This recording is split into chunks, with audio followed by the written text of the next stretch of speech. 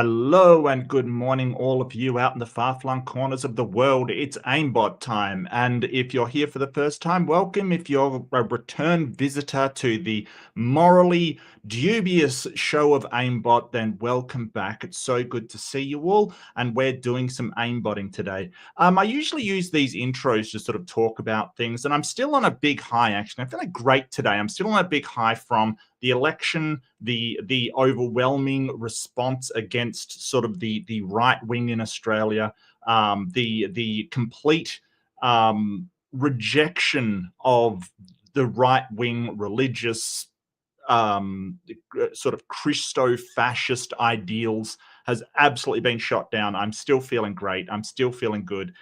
So good to see you all. Although I did wake up and I turned on Nick in Time, Independent News. I highly recommend his channel if you do want to, if you are feeling up to getting the news these days, because whoa,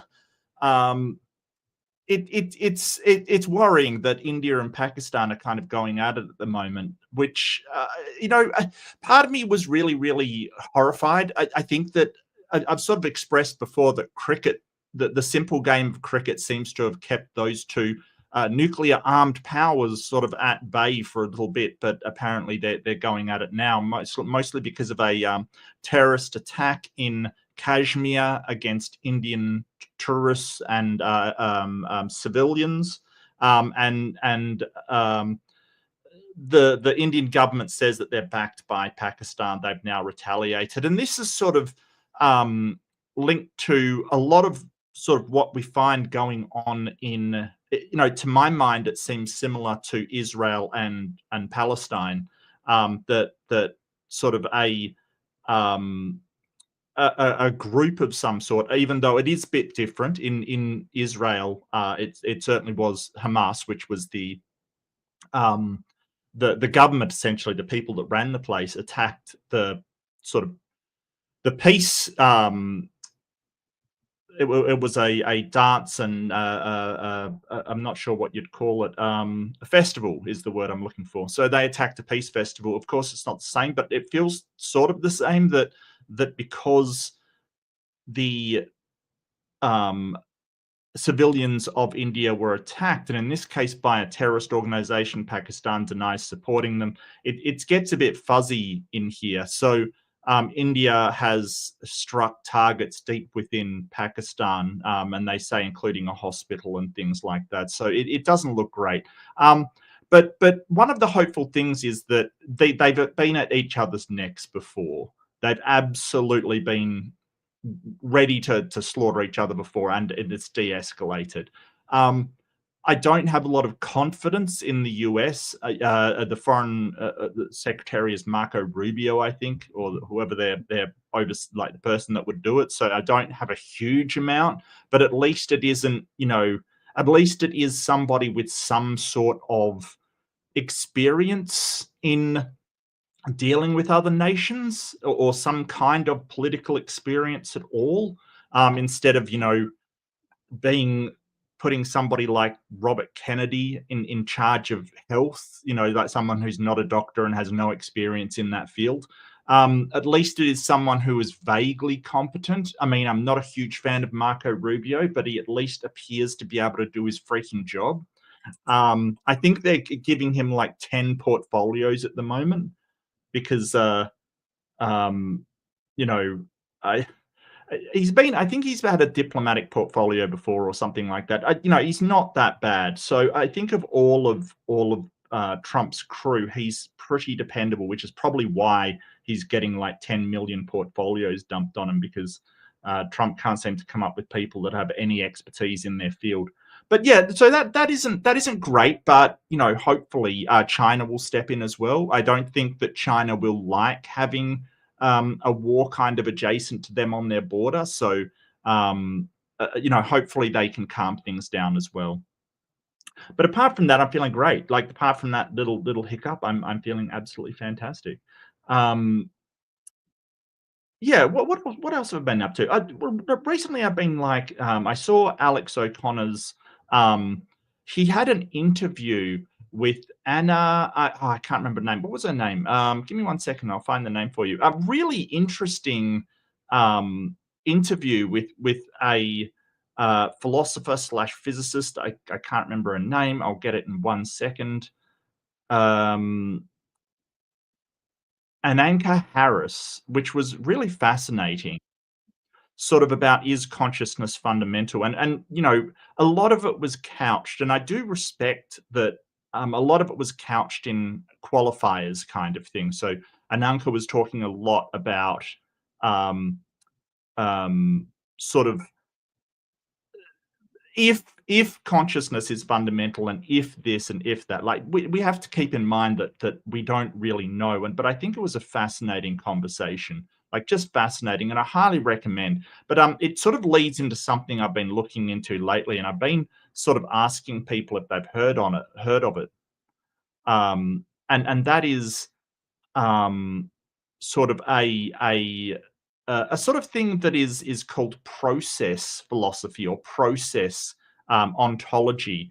If you don't know what ontology is, totally understandable. It's one of those words used in philosophy that means absolutely nothing to anybody else, and people like to throw it out. But I want to explain what it is. So you've got ontology and epistemology. Now, ontology is sort of, if you imagine it, is the actuality about things. So if you've got a curtain in front of something, and sort of there may be reasons as to why you think what's behind the curtain. You may be reasons as to think why there is, say, a cat behind there, right? So all of the reasons that you think there's a cat behind the curtain, or a cat in the box. Let's go to Heisinger's uncertainty principle. There might be different reasons. Like, for instance, you hear meowing, you hear purring from the box, or whatever the reasons may be. That's epistemology. That's sort of our study of knowledge, and how we get there, and why we believe what we believe, and how we know what we know. That's epistemology. Ontology is sort of the metaphysical, the actuality of what is actually in the box, right? So just say you have you think you hear purring from the box. You're like, oh well, there's a cat in the box. Now just say it's a tape recorder just playing cat sounds. In that case, your epistemology may be absolutely sound, but you're wrong about it. The ontology is not correct, basically. So that's how we differentiate between what we believe, and what we claim, and what we say we know, and what actually is, what the actual fact of the matter is.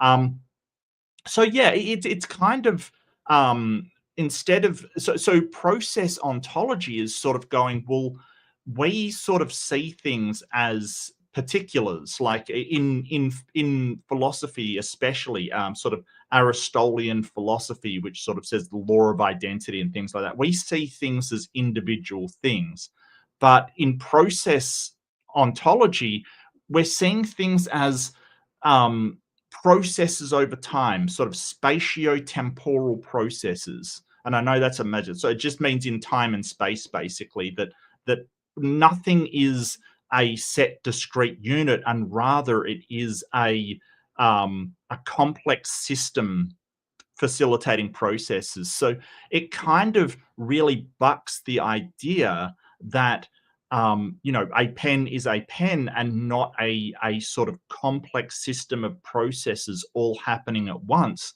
that will continue after the thing that we call a pen, that we think of as a pen, has actually gone. Which is, it's a really interesting way to look at things. And I kind of I feel like it addresses some of the problems with um, thinking of things in sort of discrete units. For instance, I'm a person, you're a person. We think of ourselves as separate, kind of thing. But if we get down to it, we're still part of this bioorganic network kind of thing. This entire system on Earth, and we contribute to it. So it raises a lot of questions over what actually is, what actually are things, and how we delimit them.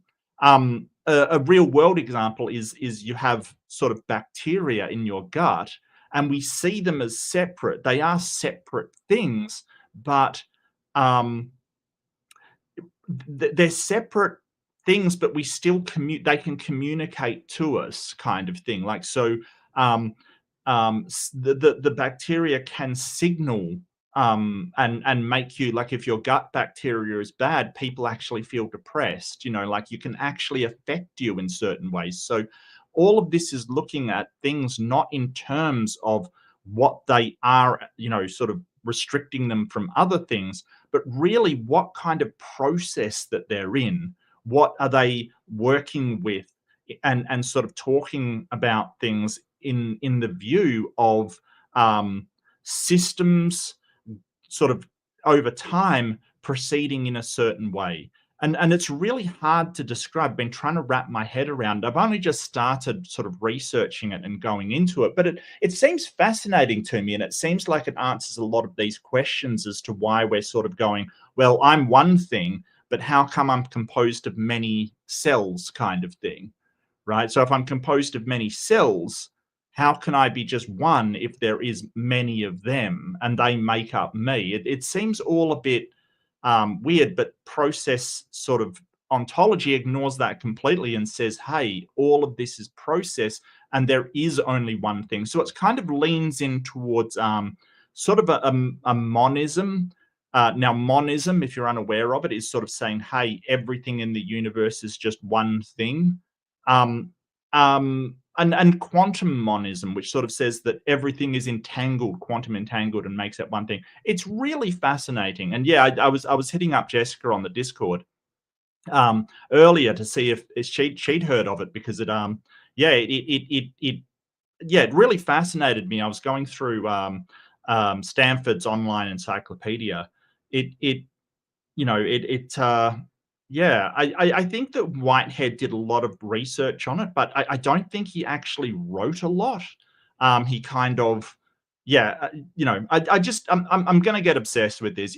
Have you ever been there? Like, I'm not sure if this is a person on the spectrum thing, but you'll find something and you're like, oh yeah, this is my next obsession. I know it's going to be like, this is definitely what I'm going to be reading about, for a while. And actually, it's really interesting because someone was in, I can't remember which channel I was on. I was on somebody's random channel and someone just mentioned it and I hadn't heard of it. I'd heard of process ontology as far as computing goes because it is used in programming, but it's something completely different. It's like process based programming instead of sort of object orientated programming. It's all very complicated. Um, mm, Yeah, Jedi, absolutely. The entire universe could be near infinite superstructure. Yeah. So now, excuse me. What they're talking about with quantum monism, right? So monism is the idea that everything is just one thing and there are no smaller particulars. We're just all parts of this one thing. So um, I sort of was looking at Platonic ideals and the many in one problem. It's just a problem in philosophy. And I came across the idea that because everything is quantum entangled, that, we all are one thing with the connections. We're just not aware of them because they occur on a quantum level in dimensions that we can't actually access. So, this whole thing of the guru saying, you are just one with the universe could actually be correct on a certain quantum level, but it would also sort of, you know it would also not solve but explain why we're having problems with, say, finding a fundamental particle or finding something fundamental about the universe. It could be because the fundamental thing about the universe is the universe. Like, it could just be the entire thing is the fundamental particle of the universe, is the entire universe with everything in it. And then it has some implications coming from that, which are sort of very fascinating. So, if the universe is the fundamental particle, well, what's not fundamental? Like, are we thinking about this all wrong? Is there something more out there that fundamental universes make up? And to all of that, we don't know, but it's interesting to think about. It's really interesting to think about.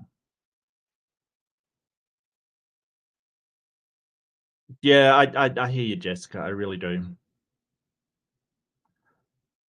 Well, if you think about it, and I was watching this thing on it, and somebody said, well, so part of us go, well, because there's sort of all this, there's only very, very small amounts of matter in the universe with basically empty space in between them, or almost empty space, just sort of low levels of energy kind of thing. Like I get it's not empty, empty, it's not nothing, but so the idea to us that these small particles of matter with sort of nothing appearing to connect them means that they can't be connected.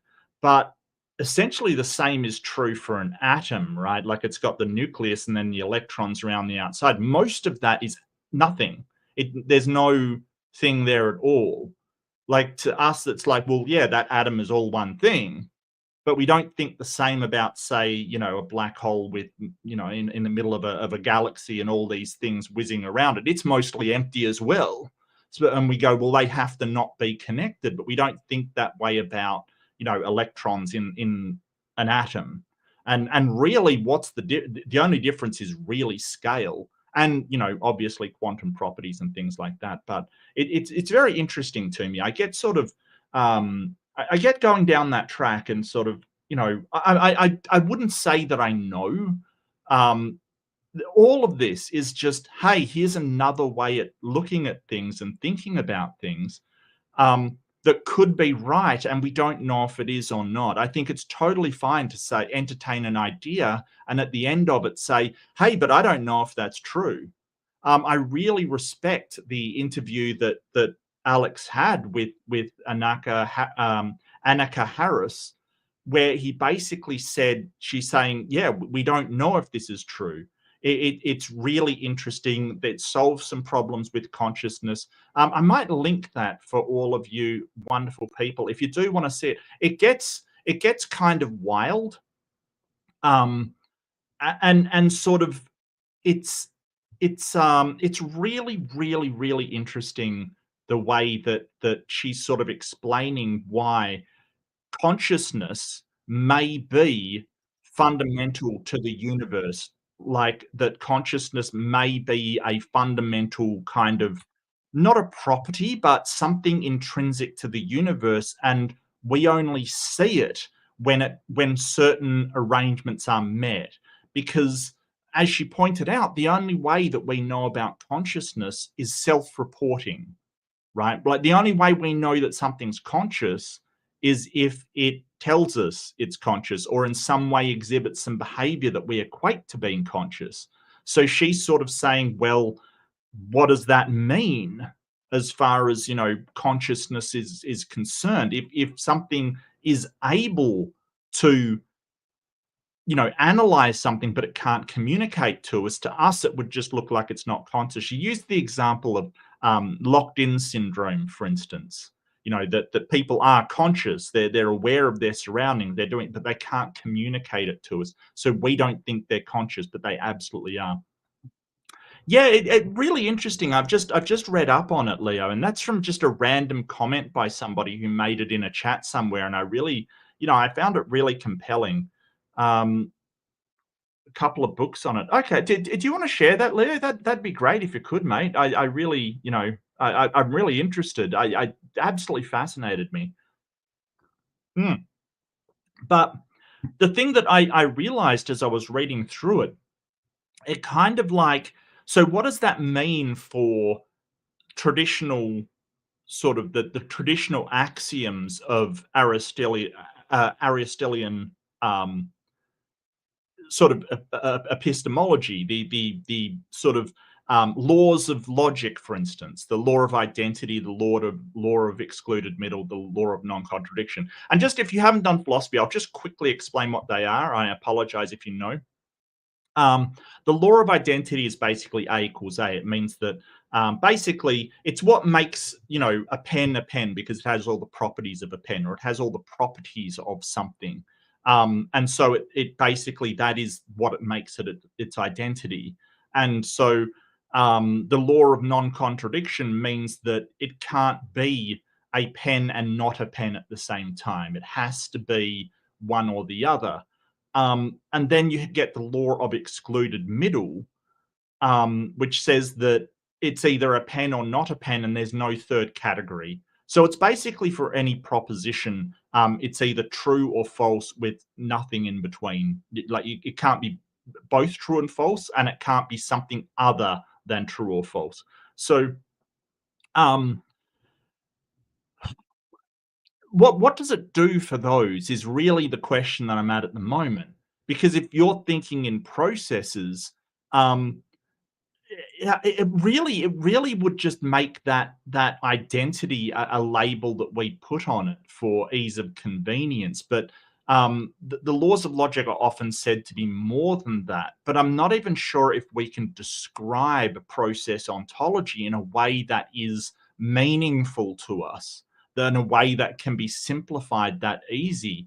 I think at the moment it may be the case that these laws of logic are they're like simplified explanations of reality. They're kind of really, really simplified in a way that we can understand them, but probably not the most accurate.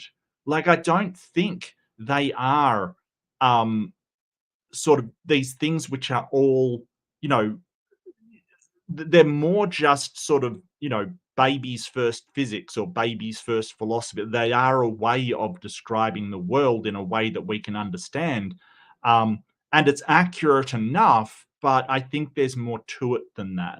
I think that, just sort of saying, well, these are the laws of logic, they're absolute, they're universal, they're this, they're that. I think it's limiting. I think it really is limiting, and it feels limiting. And I think that sort of reading about process ontology, it feels a lot less limiting in, well, this is a thing and that is what it is, to it is a snapshot, I guess, of a process, or a system of process going through sort of a spatio-temporal dimensions, right? Like, so when you say, hey, this is a pen, it is just a snapshot of the entire process over time, from oil to plastic to this thing here to breaking down and becoming, carbon atoms or whatever atoms make up the thing. I think it's a lot more, it's a lot more, I don't know, it just seems a lot more well defined in terms of everything is changing. Like, this idea of the law of identity, law of non-contradiction, law of excluded middle, they're useful, they're really useful, but um, the thing is that everything's changing all the time. There's nothing that doesn't change. Everything is in change. Everything is changing, developing. Everything is in motion. Everything is, and to me, the law of identity, it's just the static nature of it just doesn't seem true to the reality that we experience. And putting it back to Alex O'Connor's interview, sort of the idea that you are this one person that never changes. You're changing constantly, and maybe the person that you are from second to second isn't the person you used to be. Like, all of this new information is added. Maybe that person is just an illusion, and that we have these memories, so it seems consistent, but maybe that change is occurring all the time. Fascinating stuff. Anyway, I better get onto the aimbotting, because that's not the reason you're here. Look, just tell me to shut up at any time. Like, seriously, I do get fascinated by things. I will warn you. I'm warning you right now. Like, I will get fascinated with stuff. I will chase them down. I will get obsessed with them a little healthy obsession. Um, so yeah, I do apologize, everybody. I absolutely came across this extremely suspicious of A equals A and A equals um, A does not equal not A. Not A? Not negative A? So A equals A and A does not equal not A. Yeah, I think that someone much smarter than me will probably formalize this in some way, but I feel like it's going to be complicated.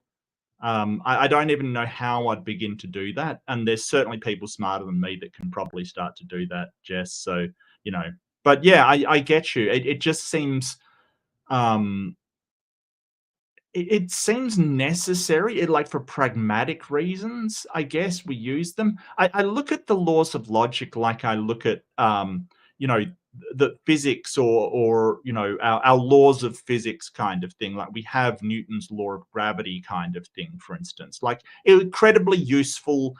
Pragmatically, you can use it for all kinds of things, but it isn't the most accurate. You know, like all models are incorrect and some of them are useful, I think is the paradigm said.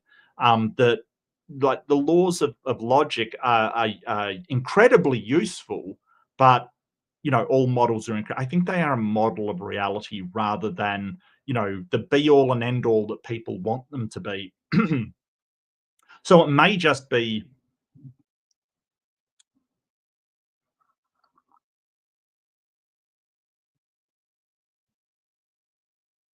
yeah, yeah. A does not equal not A. Yeah.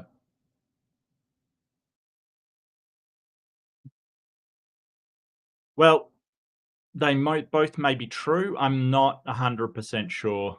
I don't know. I just yeah, I don't know. I have died on the hill of the laws of logic before, but I don't know. I don't know. Maybe it is just that means they're true by definition. Yeah, I mean, if you use those axioms, then sure. But what if the axioms are wrong?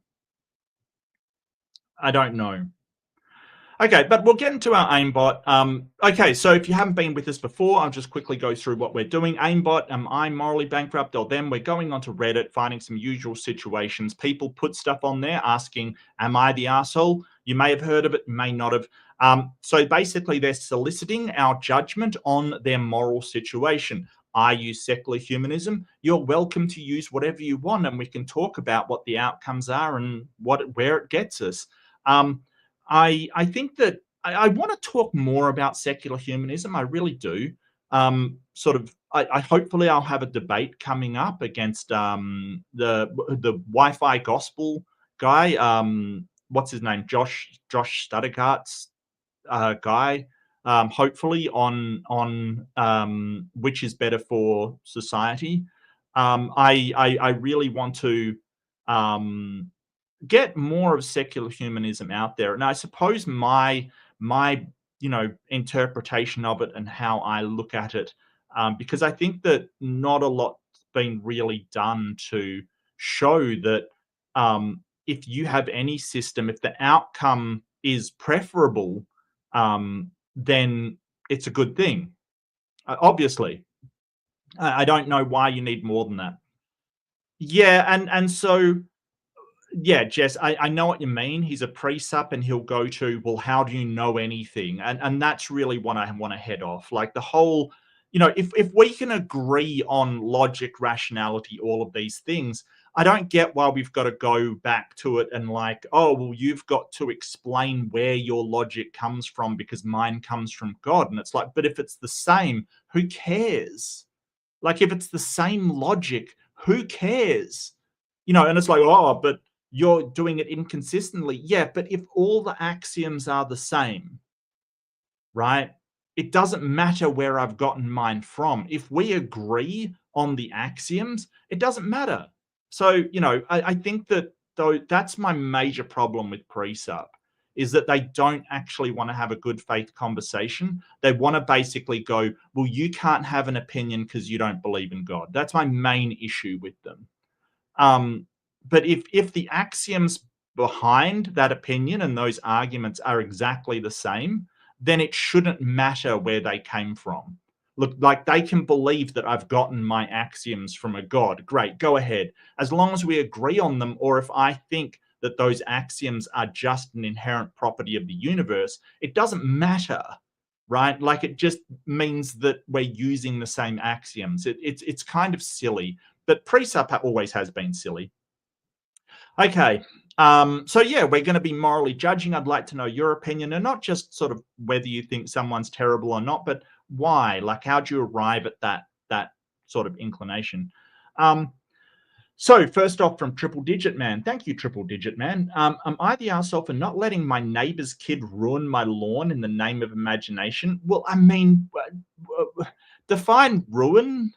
If they're sort of absolutely tearing it up, then no, I don't think you should allow somebody to do that. But if they're absolutely, just rolling around on it or something, and you're getting bent out of shape, then yeah, you're being a bit of a prick, to be honest with you. Yeah, basically. No, I agree, Jess. I agree. Because, obviously we can say, hey, society is better if there is less suffering. But the thing that I've noticed about Christians is that when we say what's better for society, they kind of, well, some of them, I won't say all of them, right? But um, some of them will evaluate what's best for society as what's best for Christians, and not other people in society. And that's a problem. Ruin is definitely, yeah, yeah, yeah. I'll upvote it. I'll give you the benefit of the doubt, Triple Digit Man. I live in a quiet suburban neighborhood with your standard backyard, some grass, a few trolled trees, a weathered shed. Nothing fancy, but I try to keep it tidy. Okay. All right. Well, fair enough. I'm on polite but not close terms with most neighbors. We wave, sometimes chat about the weather. That's about it. You know what? I'm not really a neighborly person. I'll be honest with you. I don't really. I mean, I'll check on my neighbors if I think there's something wrong or something's happened, but I'm not really, really interested in knowing my neighbors too much. I mean, some people I do know, but I must admit I'm not close with them. There's a family 2 doors down with a boy who's maybe 9 or 10. Lately, he's gone full pirate mode. I mean, fully committed, eye patch, cardboard sword, yelling, "Ye be cursed at squirrels." Honestly, pretty wholesome. Yeah, at first, okay.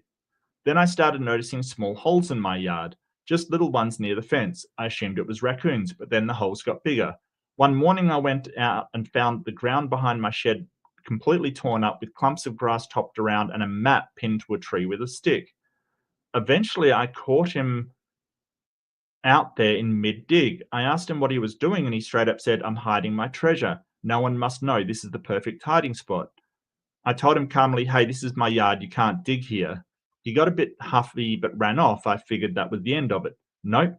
Next day, there's a new hole, bigger, a tin lunchbox half buried behind the shed. I dig it up, and it's full of Pokemon cards. Oh, that is a treasure. Fake jewels, toy coins, and a few crumpled $5 bills. I bring it to his mum and explain what's going on. She immediately gets defensive. Yeah, I know, but I feel like you've got to teach the kid like security, like password security. You don't put something on a look, I'll get to it afterwards. You don't put something on a post-it, like a password on a post-it, and stick it to your monitor. Someone's got to stop this kid, like seriously. She immediately gets defensive. No apology, just a heavy sigh. Well, he's just using his imagination. I think it's sweet. Okay, just because you think something's sweet, it doesn't oblige the rest of the planet to think something, what your kid is doing is sweet. The parents always think their kid is being sweet. That is not necessarily the case. Look, I get that it's your child. I get that you think it's special. I know you think it's special. It's not special. I'm sorry. It's just a kid. I know you think it's special. Like, I get that. But to everyone else, it's just another kid. Just like, your neighbor's kid. To them, it's special. To you, it's just another kid. The same works in reverse. Like, uh, uh. I told her I didn't mind the creativity, just not in my yard. She rolled her eyes and said, "Can't you just let him have this? It's not like your grass is that nice anyway." That is none of your business, lady. Wow. Okay. This one actually stunned me. Yeah, I'm not surprised. I said as politely as possible that I didn't want holes being dug on my property by someone else's kid. I handed over the box and left. That night, she sends a long text telling me I humiliated her son, crushed his imagination, and created an environment where his children can't feel safe for being children. She said he cried for over an hour and now thinks I'm the villain in his story. Her words. I didn't reply. I, I, I, look, why aren't you getting him to dig in your yard? Like, just say, hey, dig all you want, just put it on your yard. Like, I get that. I get it. He's a kid. I didn't yell, I didn't shame him, and I even gave the stuff back. But I'm not thrilled about my yard being turned into a sandbox and getting insulted for not being okay with it. So am I the arsehole for drawing a line and not entertaining a pirate storyline that involved my yard getting wrecked? No, absolutely not. Absolutely not. Like I absolutely don't think so. Seriously. You know, I think that you can say, hey, you know, is there a place that he can have on your property? Because it's your kid that is a really good hiding spot kind of thing. Like, oh boy. Oh boy. And someone's got to talk to this kid about having a map next to where the thing is. Like, seriously. I feel like he's a security issue waiting to happen. Okay, I'll get the poll going. So please do vote if you do feel like, you know what, I'm not policing this. You can vote if you want to, if you feel that way inclined. I'm not the sheriff here. Look, I'm not policing this. You can do whatever you want. Um, is the poster right for refusing? Whoops. Is the right for refusing to offer his yard as booty hiding spot? Oh yeah, I said booty. You can clip it. You can clip it all you want. Not taking it back. Personally, I think he's totally fine. Like, seriously, you can't just go, well, you know what? It really does remind me of I was at the shop and I was waiting in line and had my stuff on the thing. I think it was ages ago. It was like at a fruit and vegetable store. And my produce was at like on the counter kind of thing. It included a lettuce. And this child, like in front of us, just leant over and like he was barely up to the counter kind of thing, or the, you know, the black thing that moves your groceries down. And he just licked my lettuce. And I'm like to the dad with him, oh, mate, your kid just licked my lettuce. And he's like, so what of it?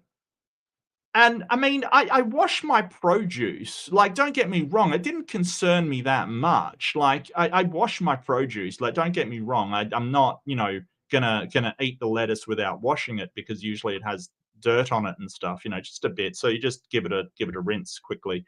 Um, but I'm like, shouldn't you be teaching your kid not to lick other people's stuff? And the fact that, hey, you know, it's probably not good for the kid to lick some random person's letters. I don't know. It just was weird, really weird. And you know, he kind of thought, oh well, it's all fine. You know, like it's just, it was weird. It was weird, and I felt like a child shouldn't be licking the lettuce that I've just bought on the thing. And maybe it's me, but I don't know. I just felt that was weird, and you know, like the parents should be more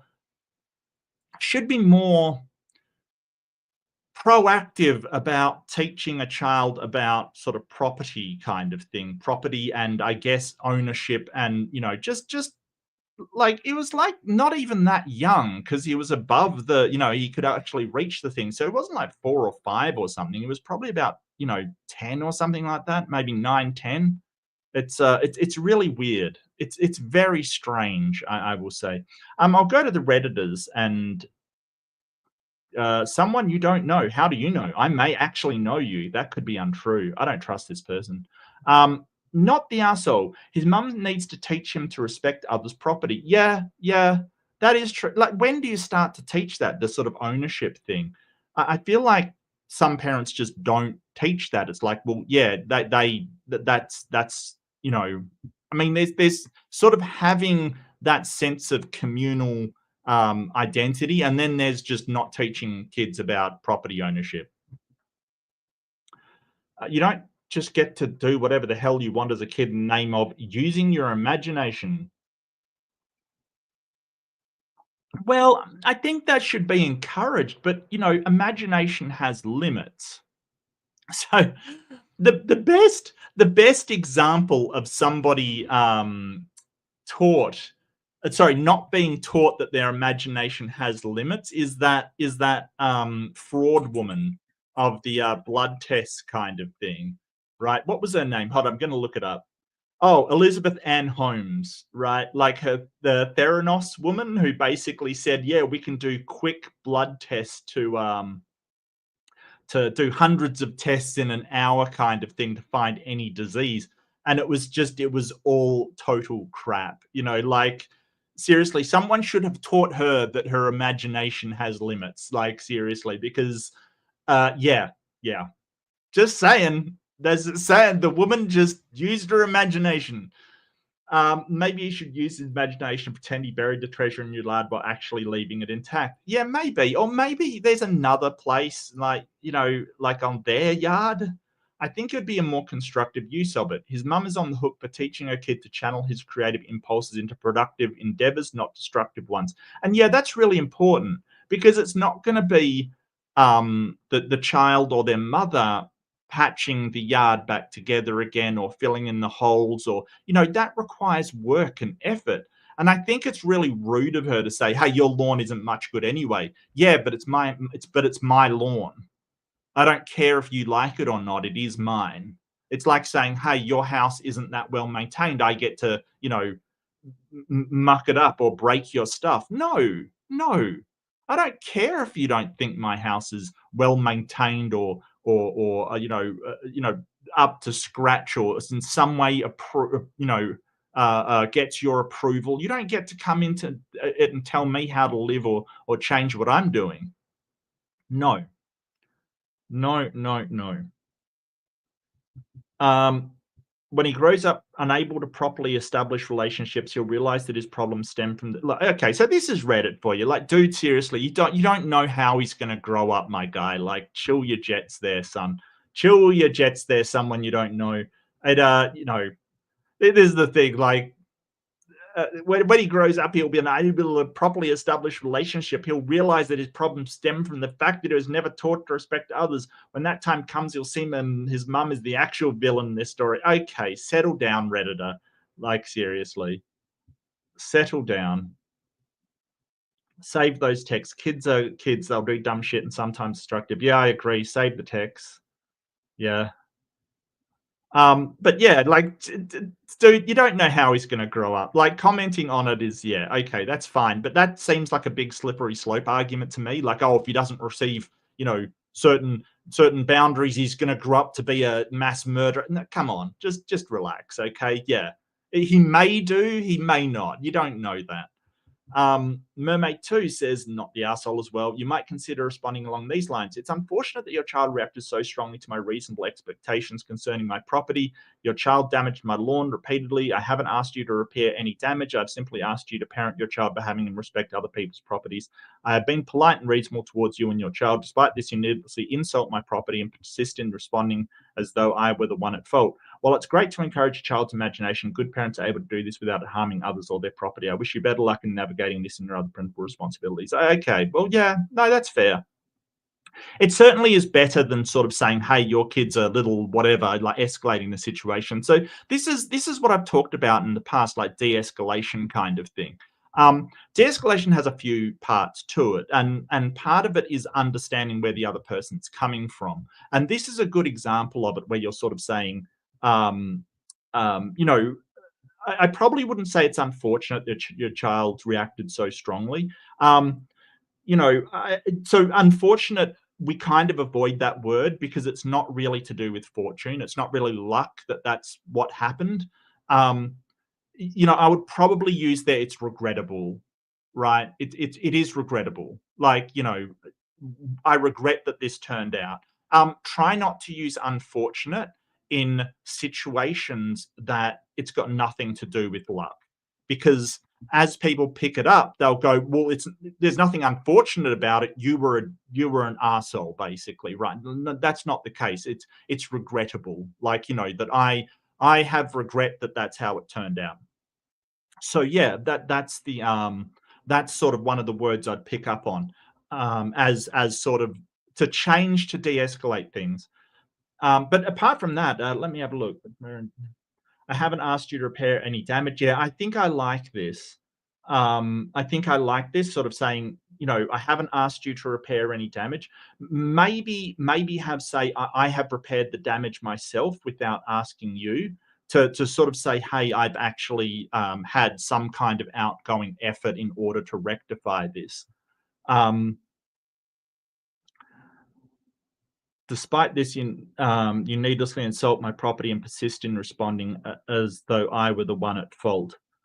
Yeah, yeah, it's not too bad. Well, it's great to encourage a child. See, this is the thing. While it's great to encourage a child's imagination, you're really seeing it through their perspective, kind of thing. You're saying, hey, yeah, I agree with you on this, but this is where the boundary lies, kind of thing.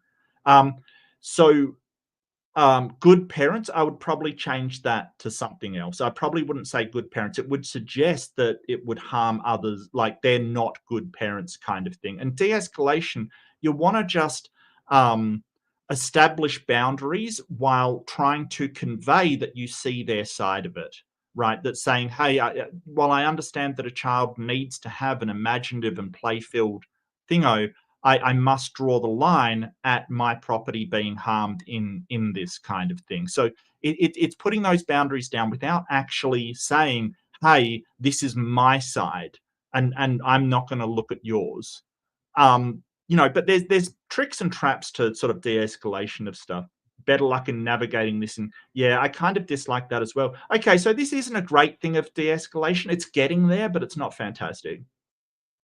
So a lot of it is snark, especially because, and consider this, and this is something that I used to have to navigate a lot of the time in the job that I did. If you're responding by text, be very aware that you have no tone, right? It is very easy for an upset person to see a lot of this, even though it's fairly good, as total snark. I wish you better luck in navigating this. So A, it's got nothing to do with luck, right? And B, they could say, oh, we're not navigating our potential, our parental responsibilities. That's what he's saying. So it can be difficult. But I think it's not too bad. I would probably do something a bit different, though. Yeah. Okay, something like this, or responding negatively to her in other ways, might be satisfying. However, if you think she may cause issues for you in the neighborhood, you might simply ignore her. That's true as well. You can simply ignore her and go through the process if it keeps happening. I think that if you do ignore her, it'd be best to get, like, it's better to try and work things out in a professional way, while, like previous person said, saving everything that you can. So if you do have to pursue down a legal line or something like that, you have a documented case here. D2020. Not the arsehole for a few reasons. Biggest one, it's your yard. My kiddo has dug small holes to give her Barbie's mud baths. I've actually tripped in a hole while mowing the grass. Is mum willing to pay for any injuries like that happen because of holes? Also, sounds like mum filled her son with a lot of bad ideas instead of supporting not digging on somebody else's property. In reality, mum could have said you can't bury treasure near shark-infested waters or something like that. Well, yeah, I mean, kids can be notoriously hard to control. I get that. And at the end of the day, the parents are responsible for what the kids do, but, not the arsehole, of course. I and the other children had the run of the neighborhood, except the yards that did not belong to the family of one of the children in the group. Yeah, we exercised our imaginations daily. Don't say we didn't trespass occasionally, although we never dug any holes while trespassing. But if any mention of our presence where we shouldn't have been got back to our parents, they would have reprimanded us, not the neighbours. If we'd done any damage at all, we would have gotten the blame and would never have offended in that way again. Children entirely capable of imaginative play that is not on somebody else's property. Yeah, I agree with that. I think everybody agrees that, hey, there's a boundary there. But she's sort of saying, hey, what's really horrible is she's sort of straw manning his position almost and sort of saying, hey, you don't want the child to use their imagination. Absolutely not. There's nothing of the sort. It's just damage to the property. Hey, Robin. Let's see what the Redditors have to say. You bloody readers. Aussie should feel my pain. No, absolutely not. Absolutely not, Phantom. Absolutely. So Phantom's talking about the sort of Trump chaos that's in there, and we basically rejected our own chaotic, let's say our own chaotic neutral element coming in. No, absolutely not. Absolutely not. No, no, no, no, no. No, no, no, no, no. No.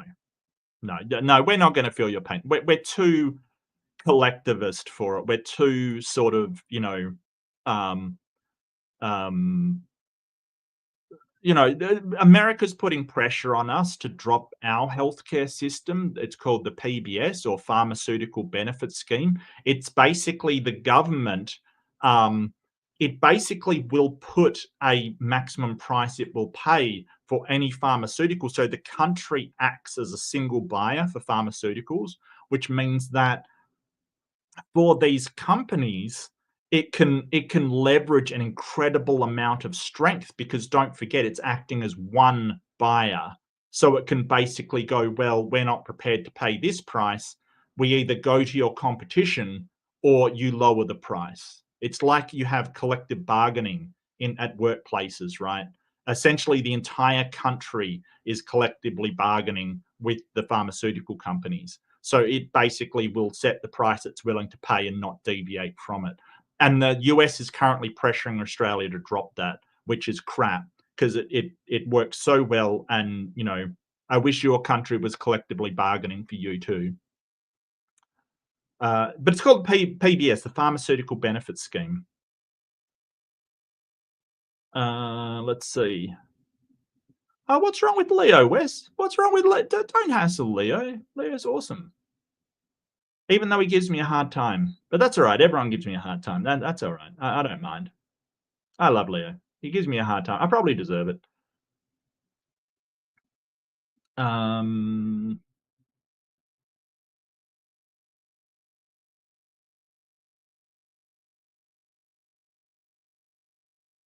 Andrew says, yes, kids got to dig one of these days. A group of kids will make it to China. Yeah, I mean, kids got to dig, but it doesn't mean you got to dig on somebody else's property. Nice, the kid had a map. Yeah, no, Andrew, seriously, like, you can't just leave a map lying around, though. No, I think it is cute. I think it's awesome that the kid is using his imagination. Just I draw the line at damaging anything of anybody else's. Like I really draw the line. Hello, Deviant. So good to see you. Some love from Sweden. All the love to Sweden. Sweden. Look, I like people from Sweden. People from Sweden. You know what? They are wonderful, warm, caring. That they are way too organized for their own good most of the time. You know, yeah, yeah. Sweden's incredibly organized. That's probably why IKEA exists. Andrew says maps can lead to a trap, not treasure. No need to tell the reader. What you think? You think the kid is like Home Aloneing this stuff up, Andrew? Like they're putting like paint can traps on their treasure. Wow.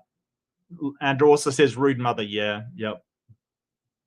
Hi, intricate hope. The Asia, isn't that like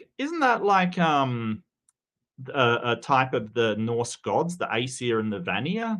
Aren't they? Maybe I've got it wrong. Maybe I've got it wrong. Left-handed Joe says, "I got George Carlin in my head now. F the children." Yeah. Left-handed Jedi also says, "Is she sending a kid over so her yard doesn't get ruined?" Well, that would definitely be a terrible thing to do. Maybe she just does want to encourage her kid no matter what he's doing or where he's going, which is kind of crappy as well, to be honest with you. Hi, Sterling. Good to see you. Um, Left-handed Jedi says, "Me, I'd be burying canopic jars." Yeah, so those are the Egyptian jars with like organs in them, I think. Davian will correct me if I'm wrong. I rely on it. Jessica says, if I owned my own home, I'd probably let the neighborhood kids dig up my lawn if prior permission was sought. Yeah, Jessica, but I mean, some people have different opinions on what what they're doing. Like some people really hate anybody mucking around with their lawn. And I can't say that I can find them at fault for that. Like, there's certain things I don't like people mucking around with either. You know, like no technician will touch my network, right? Like my computer system network at home, no one touches that but me. Absolutely not. You take your dirty hands off my system. um Definitely not. Absolutely not. I will not. I will not stand for that. Absolutely not. So people get sensitive about all kinds of things. Like to me, it's that if you are a technician and you change things that I know how they work and you don't, no, absolutely not. Forget it. Forget it.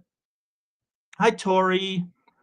Uh, can't stay long on the last break of the day because responsibilities. Absolutely, Tori. But thanks for dropping in. I really appreciate it. If you want to, if you're feeling very generous, give a like or something before you go, and I would absolutely appreciate it. And that goes for the rest of you hooligans out there as well. I don't know why I called you hooligans. I just feel like it today. I feel kind of cheeky today. Like I just feel cheeky. I feel like I think there was that elation of the election and everything is not going to burn in fire. And then, afterwards, just like, oh, let's go make a bit of mischief, like, why not? Let's be cheeky. Why not? Let's do it. Don't shoot the sheriff or the deputy. Yeah. Yeah. I've never gotten that song, right? I've never gotten that song really. Like I shot the sheriff, but I did not shoot the deputy. It's like, does it really matter at that point? You're gonna hang either way. Like, I don't know why you need to sing a song about it. Like, it doesn't. It's a moot point. Maybe it's there's somebody else, some other murderer running around out there. Okay, but for you, it doesn't really matter either way. I don't know why you're so insistent on this. Left-handed Joe says clearly there isn't a homeowners association there. Otherwise, they'd be on his side. Yeah, they'd probably the homeowners association would probably be against holes on anybody's yard just because it makes devalues the neighborhood. Homeowners associations, I think they get way out of control though, like incredibly out of control. I mean, I'm on a strata property myself, so I know what they mean, but I just, yeah. Deviant says, I wonder what the mum actually told her kid. Like, there are multiple ways you can tell a child it's not okay to dig up the neighbor's yard from the impression given by the text she sent. Skeptic. Yeah, I do it too.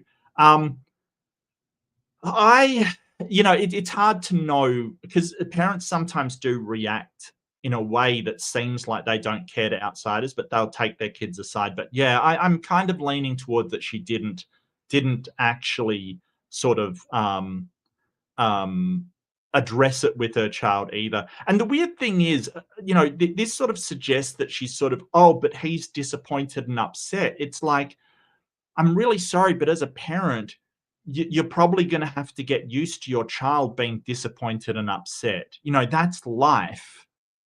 People will be disappointed and upset. If you're expecting to go throughout life with your child never being disappointed and upset, I've got news for you. Life don't care. It brings to mind that song, you can't always get what you want. You've got to teach your kids that it's okay to be disappointed and upset, but some things you just have to accept. and to deal with those emotions, because hey, we're all disappointed and upset at times. You know, not everything goes our way. That is life. Jessica says, in general, I'm in favor of letting kids be kids. Let them enjoy their childhood. Don't impose adult problems onto them. It takes a high burden to compel me to stop them from their play. Um, yeah, in general, yes, but I think that when somebody else is having something destroyed of theirs, you've got to say there's limits on that play. I think there's a difference between healthy play and unhealthy play. You know, like, would you accept a child bullying another because they're using their imagination and playing? I wouldn't accept that. I think that's wrong. Would you accept a child, breaking something in somebody else's house? If not, then what's the difference between that and ruining someone's lawn, or causing holes in someone's lawn? There's no real difference. It'd be nice if they can let the child do that. If I had a shed and it's not in view of the road, and there's no, depending on how the lawn was, I probably wouldn't care. I'd probably go, okay, cool, whatever. I'm not a big, oh, my house has to look pristine. But then again, I don't project my lack of care onto other people. I won't say, hey, because I don't value how my property looks as much as you do, that you've got to do the same. I understand that some people do really value that, while, you know, not valuing their network security kind of thing. Hold the letters, please. Yeah, well, yeah. Andrew says, looking to try to strike a deal with the local print shop, take a bunch of their work off their hands for a cut of the artist's design fees. Oh, that's cool, Andrew. Really appreciate. Yeah, yeah, that's awesome. Um, Left-handed Jedi says, want to get the kid stopped? Say, okay, you sign away your soul. You can dig all you want. Well, he might do that, left-handed Jedi. He is a pirate. He is a pirate. Have you seen Curse of the Black Pearl? He might actually do that, Andrew. Left-handed Jedi. I don't, you know, maybe. Andrew says, I mean, the kid shouldn't be digging in the neighbor's yard unless the person says, yeah, you can come and dig in those spots. I agree. Um, Deviant says, left-handed Jedi. Imagine when they open the jars and they're filled with embalmed human organs. Yeah, that would raise questions. Lol, left-handed Jedi. Speaking of which, I tactically own 5 souls. Okay, well that's cool, but I'm kind of like, souls are like, um, you know, meme coins. They technically don't exist.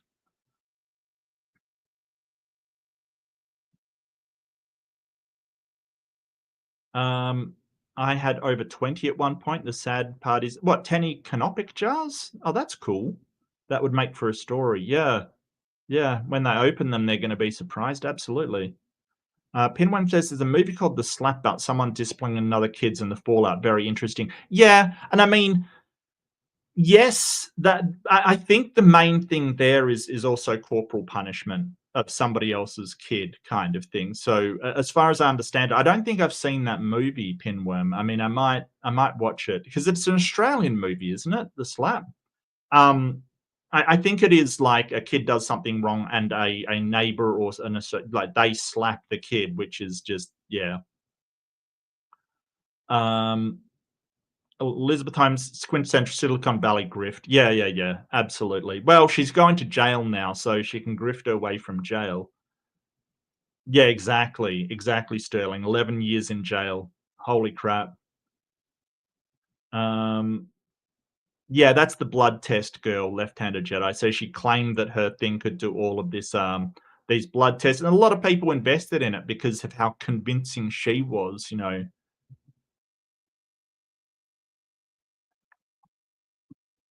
Classic pop psychology. Yeah, yeah, absolutely. Unless you raise your child absolutely perfect, they grow up to be antisocial malfunctions. Yeah, absolutely.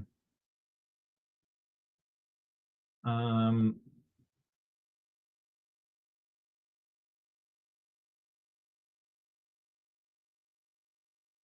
Yeah, yeah, that she was emulating Steve Jobs, and just sort of her stage presence as well. Sort of the way she sort of took the stage is very very similar as well.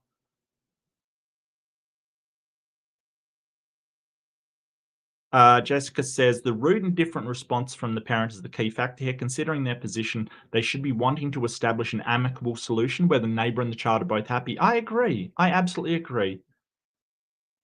Absolutely. Like a lot of people, I've noticed that a lot of parents, when their child is criticized, they will react in a very, very defensive manner. Like, um, it's almost like saying that their child has done something wrong is calling them a bad parent kind of thing. And that's not the case, right? We all know that no matter how good a parent you are, sometimes your kid will just go do some stupid stuff. And he's not angry about it. That's what gets me. He's sort of like, yeah, I'm not angry about it, but I can't have him digging holes in my yard. It's just, it's not a criticism of you as a parent. Yeah. Jessica says trespass and vandalism are not even remotely comparable. Let the child run free. Just don't break my stuff. Yeah, yeah, absolutely. No, no, I get you. I get you. Yeah. Like I said, if he was on the lawn just rolling around, he probably would be fine. Like if he wasn't ruining the lawn. Um, yeah, a bottle of medicine that might cost Australian 100 retail one, it costs $16 thanks to PBS. Yep. Yeah. And they're demanding that we cease it, and no way. No way. Yep, PBS has done so much good for Australian health. Yeah, absolutely, I agree.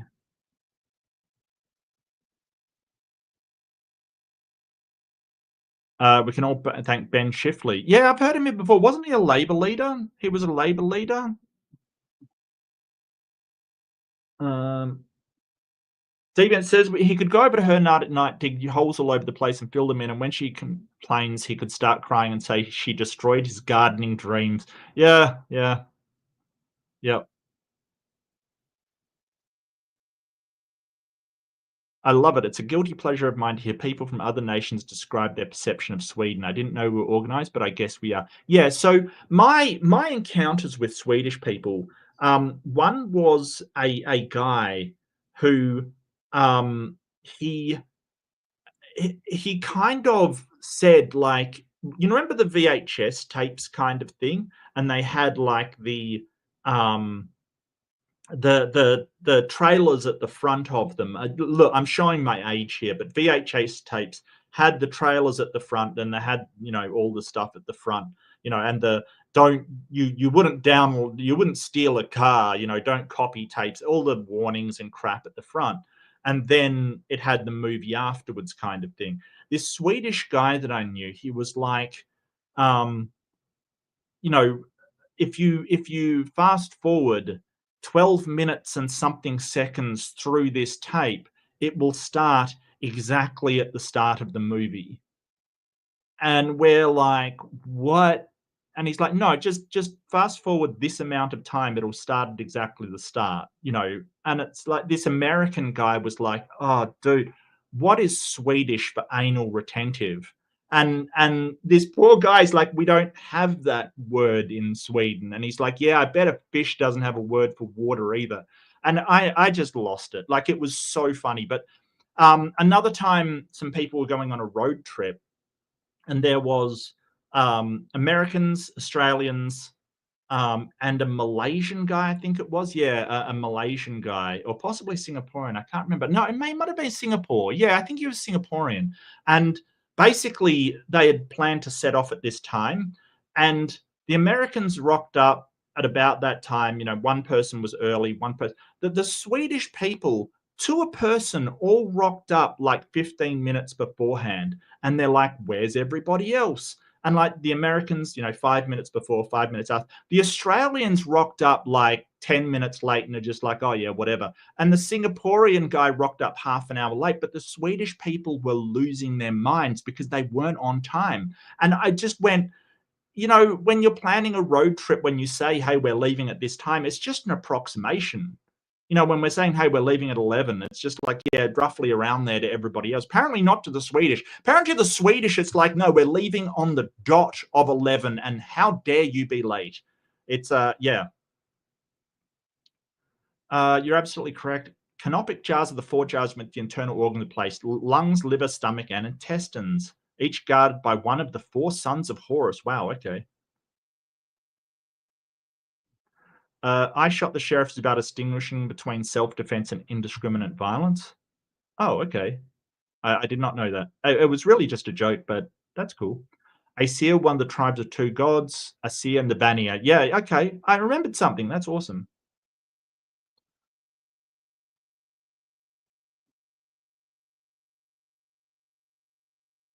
Sheriff John Brown always hated me for what? I don't know. Every time I plant a seed, he said, kill it before it grows. He said, kill them before they grow. You best stop believing in pirate stories, little Jimmy. You're in one. uh, own a copy of the slap. Wasn't it a movie? I think it was a movie.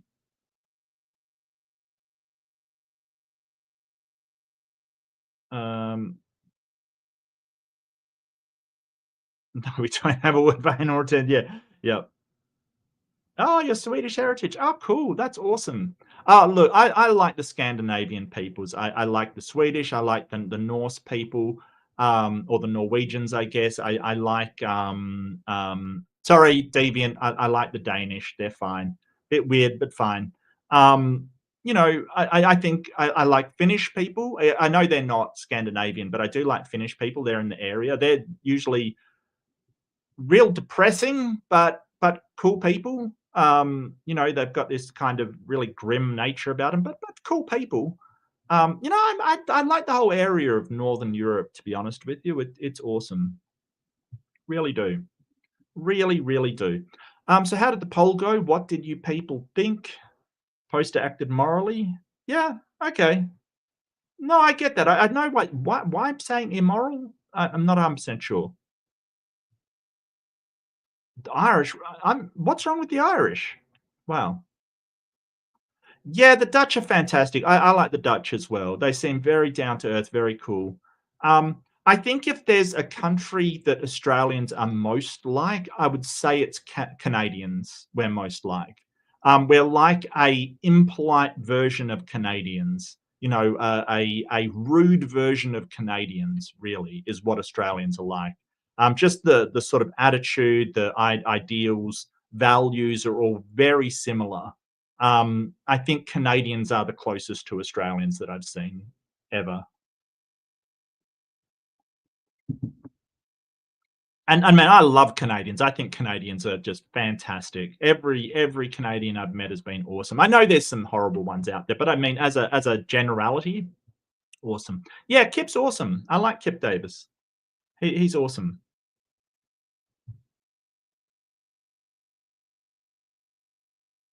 Aunt Jo says, I would agree with the Swedish then. If you say you're doing something at a particular time, I'll take you at your word and be ready at that time. To do otherwise is selfish and rude. Well, it depends what it is, Aunt Jo. If you're talking about a professional setting, I would agree. But if you're talking about a casual, like, hey, let's meet up at 11 and go down the beach, I'm not being worried about being like 10, 15 minutes late. I'm sorry. Like, seriously, if it's a casual thing, then fuck it. It doesn't matter. Like, get over it. I don't care.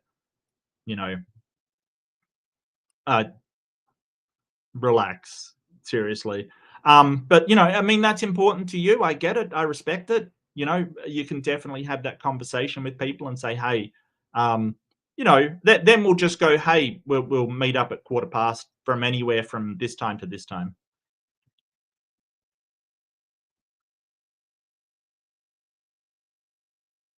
Oh, look, if my mate says, "Hey, I'll be rocking up at about 11," and he's like 15 minutes late, I'm not, unless we're like, if it's something like going to a movie, right? You've got a time, or making a dinner reservation, totally understand that. If you're just going somewhere that has no time restriction on it, like going to the beach, or you're just going to go down the pub at some point, it's not a big deal to me.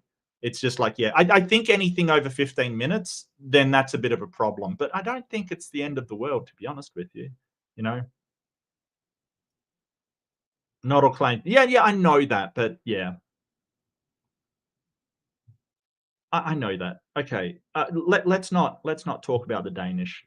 Mm, let's not talk about the Danish. Late for an appointment. Wow, okay, it predicted it. Yeah, no, I think late for appointments are a different thing. Like if you've got to go to you're going to a concert or you're going to a movie or you've got a time thing, then yeah, absolutely, that's or if you're going to a restaurant and someone's waiting there 15 minutes, that sucks. Yeah, no, I get you. Um, I mean, it's not the end of the world. It's only 15 minutes. Just chill.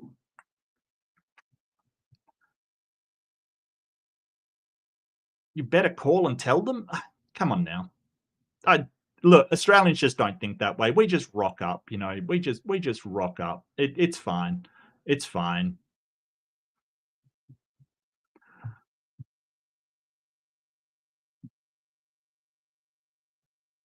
Well, appointments and things like if you've noticed, I always start my streams on time, and that's out of so a lot of my early work has been doing technical support phone work. And that is like when they're running phone centers, it's such precise that when you log in, you have to be ready to go up and running at the exact time because they're trying to manage calls across multiple different centers in multiple parts of the country. So um, the work that I have done, you have to start exactly on time, which is why I'm always on time for my professional work. Always, like I make a point of it. Am I the asshole for refusing to change someone's baby diaper? My wife and I have been married 10 plus years and have a few kids. Sister in law and her husband had a baby 2 years ago. No major complaints. They just tend to ask for people to do stuff that I would think they'd do themselves. Okay. We've got points here. All right. Hang on. I'll get into this. We've got a series of dot points. Um, they'll come over to our house. Well, technically, he doesn't have to be Gandalf. He just has to be a wizard, right? Because Gandalf didn't say, I am never or late. He says, a wizard is never or late. So maybe Andrew's one of the blue wizards, or maybe he's Radagast the Brown. We don't know. Um, they come over to our house. They live an hour away, and they'll ask ahead of time if we have their kids' favorite crackers on hand. Why don't they just pack the crackers? I don't know. They are well off, money not an issue. Yeah, that's kind of weird. That's weird. Maybe if you don't, they'll pack them. If one of their kids leaves the room, they'll ask one of us, my wife or kids, to be in charge of the baby, even if the other parent is right there just scrolling on their phone or something. What? Why? Why? I don't understand that. I But whenever I say something to my wife, she says I'm being too much. Okay. Oh, look, deviant. Like I'm not hassling you. Being well organized is really good. I sort of would prefer to be more organized in my life. I know that I'm not, and I think that it's not a better or worse. It's just being aware that some people's like, when you meet people from other countries, you've just got to be aware that their culture is different about everything. Like, even as far as what late means, or early means. And, like, they're just differences in perspective kind of thing. Um, that's why travel's so good. It opens your mind up to other ways of doing things, and I've got no problem with it whatsoever. I kind of, I find it admirable that some country citizens are really well organized. Things like the Japanese are very, very polite and go through certain customs that they really make these pro-social behaviors really make their country work, even though it's very crowded. So it's just different perspectives, but um, yeah. Whenever I say something to my wife, she says I'm being too much. I don't know. That is really weird. If like somebody was, had a baby around my house and they said, "Well, I've got to I don't know, go to the toilet or something. You're in charge of the baby, and the other parent is right there. I'd be like, why? I don't. Okay, that'd be weird. Yes. The other day, we're having dinner at mother-in-law's house. Who is this? Their sister-in-law? Yeah, sister-in-law and her husband. Maybe she doesn't trust her husband or something. Okay. The other day, we're having dinner at mother-in-law's house when the baby had a poopy diaper. Sister-in-law looks at me and says in the sweetest voice, "Uncle, my name, can you change the diaper?" She frequently does this when we're there, but this was the first time I was asked. I answered politely, "So, no, sorry, I don't do that." "You don't do diapers?" No, no. I would probably say the same.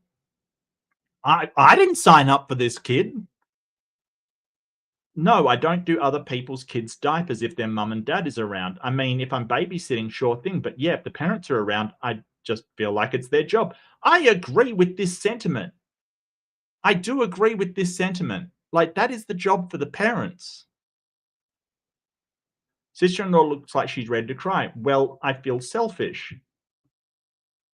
I smiled to try and set her at ease, not trying to make you feel any way, just telling you a boundary is all. That's good. I like that response. Yes. I'm not trying to make you feel in any way. I'm just telling you my boundary that I don't change other people's kids' diapers, which I think is fair enough. The table got really awkward as she got up and did the diaper. Afterwards, my wife blamed me for making sister in law feel bad. Okay. Okay. For a start, nobody makes anybody feel bad. Okay. I understand what people mean when they say, "Hey, you made me feel bad." Really, it's kind of an association of guilt where guilt may not be warranted. Okay. So, um, actions that you do can cause people to feel bad, and you may feel guilty about that because it was the wrong thing to do. It's not a good action, but nobody makes anybody feel anything. They do just feel that way about something you have done. um so this whole thing about "you made me feel bad," it's kind of a misleading thing because she felt bad about what he said, but he didn't make her feel bad, right? Like that idea of "you are guilty for making me feel bad." No, no. Um, and said I could have just changed his diaper. Yeah, you could have, but then you're violating your boundaries. And so we look at what is the reasonable outcomes for this for this for the consequences of this. Like, what are the reasonable consequences here? And this is sort of what we do in secular humanism. Um, he has a boundary that he doesn't change other kids' diapers. I think that's reasonable. But I also think a reasonable outcome of him saying, "Well, I'm going to ignore my boundary," is he will end up resenting the sister in law, right? He'll end up with that resentment because that's what happens when you don't respect your own boundaries, don't respect your own values, and do things that you don't want to do. We all do that. Like, we will, if we don't say, "Hey, I don't mind doing this," um, and you really don't want to do it, and somebody guilts or pressures or somehow gets you to do it, then we will resent that person. That's what will happen.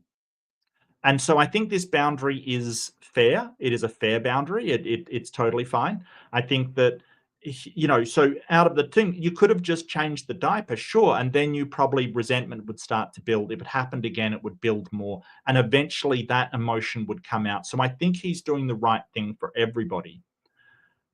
Not trying to make anyone feel bad, but I've had 3 kids and I always took responsibility. I watched them, I packed for them, and I changed them. I'm not looking to be a secondary parent for that kid. And that is totally your choice. Like, yes, you did not create this child. It is not your responsibility. Um, yeah, that's I don't know why this guy would be like, "Oh, well, am I the asshole?" No, absolutely not. Absolutely not. Just one second, I'll get the poll going. So I know everyone likes my polls. So yeah, let's do it. Was the the poster right for refusing to change. Uh, could be a niece or nephew. Niece, nephew's diaper.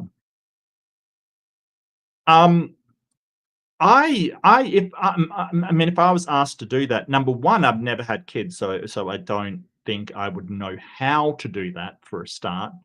Number two, I wouldn't feel comfortable in doing so. I honestly, I don't like kids. It's not like I find them objectionable or anything like it. I don't, I don't really mind them. I just not, you know, I'm not I don't know, I'm just not really thrilled by kids, like I just don't wanna hang around them, don't wanna engage with them. I think as teenagers, they may be okay, but teenagers can be absolutely terrible, so, I'd just rather associate with adults, quite frankly, and, you know, I don't know, I'm just not a child person, I guess. It just doesn't thrill me. And that's the thing, and I can play with my nieces and nephews when they were little, totally fine. Don't mind doing it, but it's not like I was like, oh, I got to see my niece and nephew. They're fine. I love them. They're awesome. Just I don't really feel the need to play or whatever. I just don't. Let's see. Let's see what the Redditors have to say. Oh, because you didn't change it, he's going to grow up to be a mass murderer. Yeah, thanks, Reddit. Um, Starry Night says, not the arsehole. Your sister in law only felt bad because the obvious was pointed out to her. You said no when she asked you, and then she pressed you further to either guilt you into changing the diaper or make you look bad because you didn't want to change a poopy diaper. And I kind of do agree with that. Yeah, yeah. That's the thing. She's like, well, you don't want to change a diaper, like you don't do diapers. No, other people's kids' diapers, that's entirely normal. The parents do the kids' diaper. Like, seriously, I feel like it's their job. Yeah, I don't. Yeah, and this is ready to cry and saying, well, I feel selfish. Wow. Yeah, I do have to agree with that. Starship 910 says, I think you handled that amazingly well. I kind of agree, actually. I kind of agree. And I think sort of saying, hey, here's a boundary of mine. Nothing against you personally, but here's a boundary that I'm not willing to violate is a perfectly reasonable way of going out things. Like I don't have a problem with that. She sounds like she's not used to anyone saying no to her and setting boundaries. Yeah, maybe, putting on the tears and being selfish act is manipulation, and it sounds like that worked on your wife, not you. Nothing to feel bad about. She sounds like a wannabe princess. Okay, Reddit. If you just left that off at the end, I probably would have. Yeah, I think I think sort of saying that wannabe princess is a bit much, but yeah. Excuse me. I feel like it sounds like she hasn't had boundaries set for her before. I don't know. Does anyone else get upset when someone says, "Hey, no, I'd rather not do that. I don't feel that's my responsibility or that's my boundary." I don't get upset when people say that. I mean, the only time I would get upset at that if someone is, maybe at work if they're refusing to do their job and you're like, "Well, there's, you may have boundaries, but if you have that boundary, why are you working in this job where part of your responsibility is to do X, Y, and Z?" So, yeah, I don't know. It's very strange. Not the asshole. The parents were there and capable of changing the diaper. That is their responsibility. Anyone else that does it is a kind gesture. I would set the exact same boundary. Absolutely. Absolutely. Like, and this is the thing, like, ultimately the parents will have responsibility for the care and uptake of the offspring, right? Like that's just how it is. Like, I'm sorry, but that's just how it is. And yes, it's nice like, you would be morally virtuous if you help somebody with their responsibility as a parent, but I don't think it's a moral obligation, right? Which means that you're not immoral if you don't do it.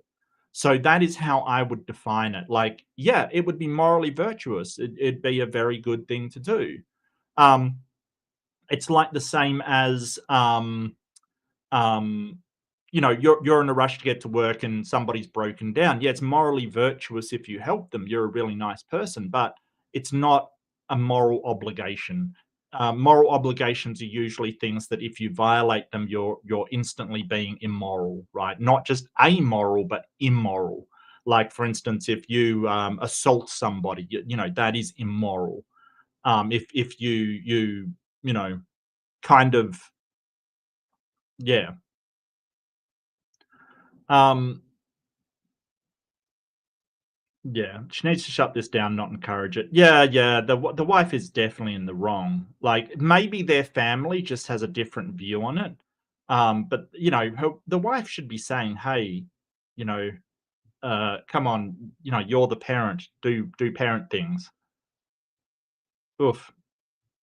Okay, and what have you lovely people got to say? Let's see.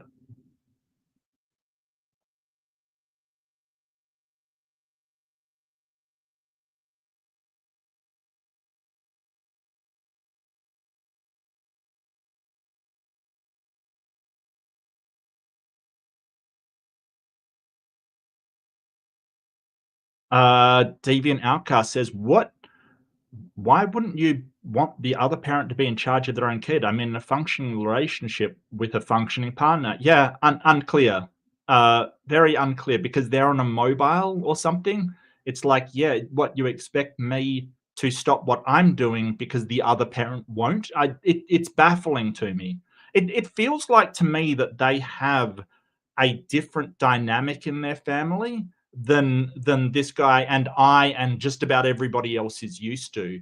I really feel like um maybe their mother would take over all the time, or maybe their other, they've got another brother would take over all the time, or sisters that do. I'm not 100% sure. But it is weird. It's weird to me anyway. Maybe that's their family dynamic. I'm not 100% sure. We're having dinner at the MILF's house?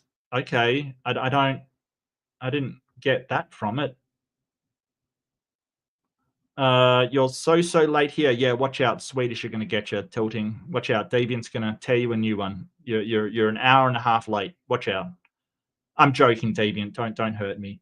Um, Bob's Champagne says, sounds like they don't like the responsibilities of being parents. Well, so to me, actually, now that you just say that, there's an idea in sort of corporate culture called externalities and externalizing things like risk and damages and things like that. It's when you basically get the consequences of your company's actions cleaned up by people outside of your company. It sounds like they're doing like externalities with their child, their child's welfare kind of thing. Like they're trying to outsource the welfare of their child to anybody they can. So you could be right. Absolutely. Andrew says, well, yeah, the parents should be changing their child. It seems obvious. It seems obvious. Um,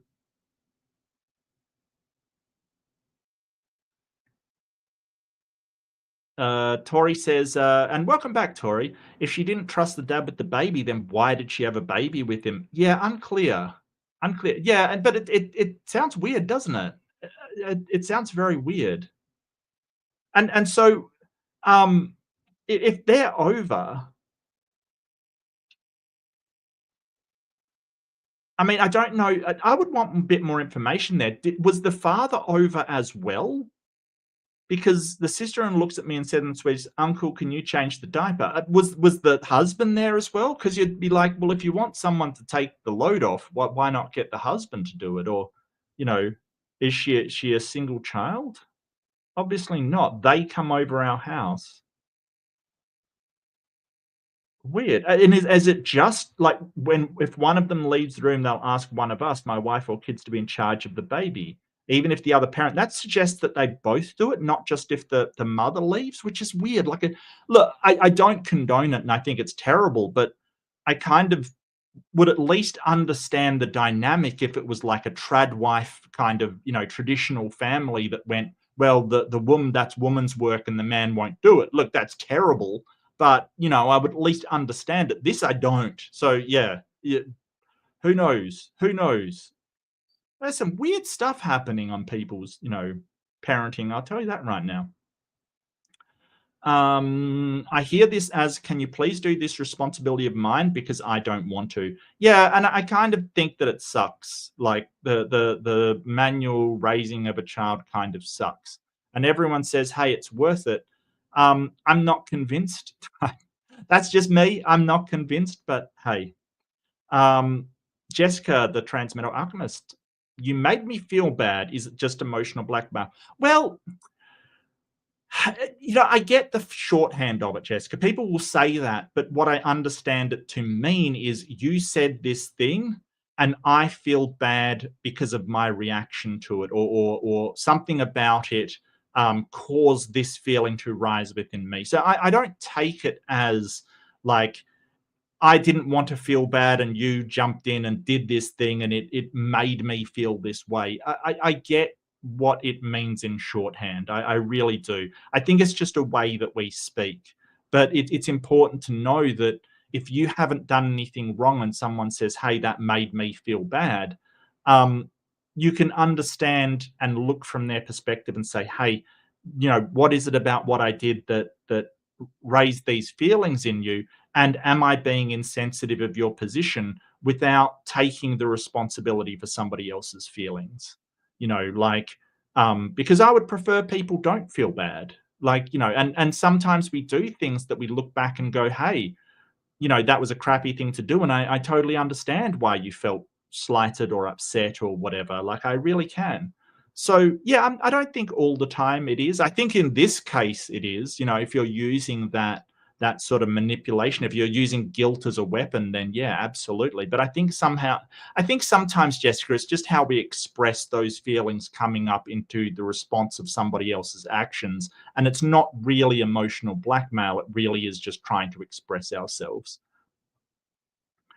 It sounds like Deviant says, it sounds like sister-in-law and husband might be using the time they spend with Poster's family as an excuse when they want time off and should get a babysitter. That's not okay. Yeah, absolutely. And I've seen, a lot of people sort of do that.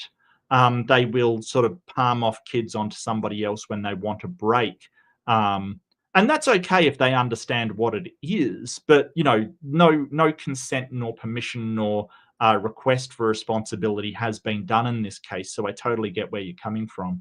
It's just seems to be a really underhanded way to sort of, give them a break. I mean, if they were just honest and said, hey, we really need a break, he might actually do it. He doesn't sound like a terrible person, Yeah. I remember babysitting for my brother when he needed a break, and my cousin when she needed a break, and it's just, but be honest with people. At least they're more likely. This is the thing. If you just be honest with them and say, hey, we really need a break, and do you think you could do this, and be accepting of the response, either good or bad, you're going to get way further with that than you are trying to manipulate them into feeling bad. Like, seriously. Left Hand Jedi says, once you do it, you'll be doing it every time you were in that situation. Not good. Yeah, and this is where sort of the violation of boundaries can lead to repeat. So it's okay.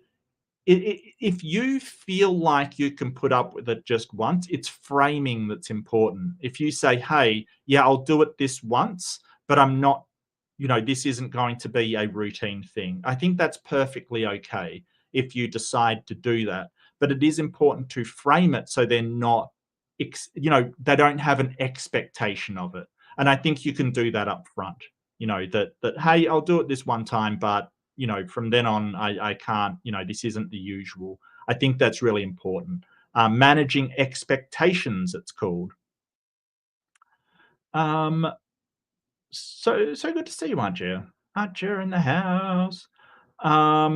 Jessica, the Transmitter Alchemist, parenting is tough. You can't do it alone. You need a support network, but you cannot involuntarily conscript people in. Absolutely. You need honesty, directness, openness, negotiations. Absolutely, Jessica. I 100% agree, and that's sort of what I'm talking about. Yeah, like ask them honestly. And see, the thing is that if you're genuine and you've got family, they will probably help you. It's just being okay for people to say no and saying, well, that's okay, that's your decision.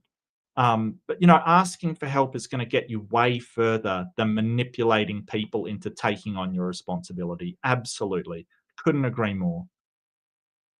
Um, asking the real questions, tilting. Are you actually left-handed? The real questions coming out. You are a lefty. How dare you? Please exit this chat and find a soul as soon as possible.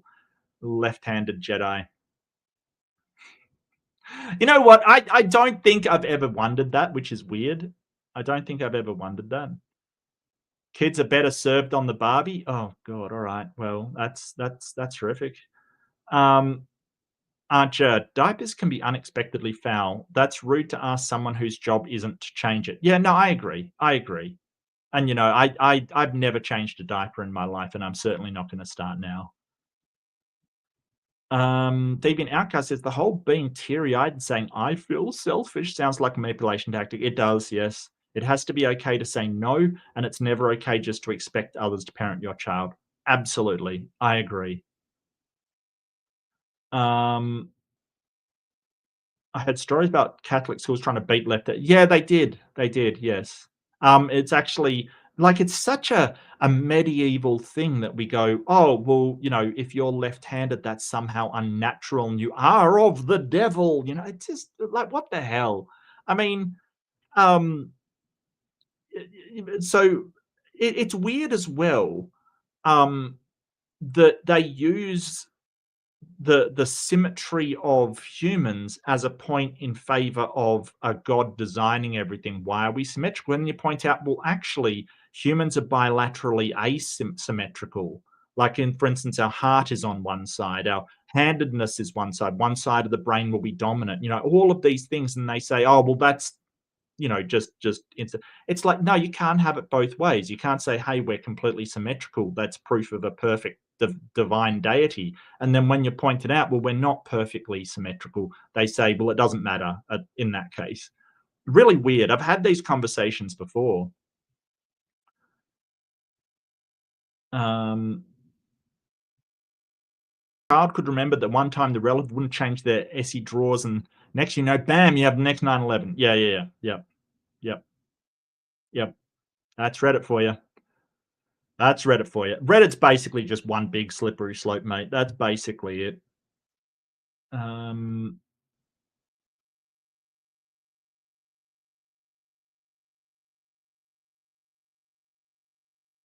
Luke says you wouldn't ask someone to pick up your dog's shite, so asking to change diaper is kind of on the same level. Yeah, kind of. It's a bit different for family. They are technically related to the guy. I'm not sure if that makes a difference. I'm not sure why that would make a difference, actually, now that I come to think of it. But, you know, I, I guess it does make a difference. There's certain things about your own family that you'll put up with that you wouldn't put up with strangers. I think that's natural.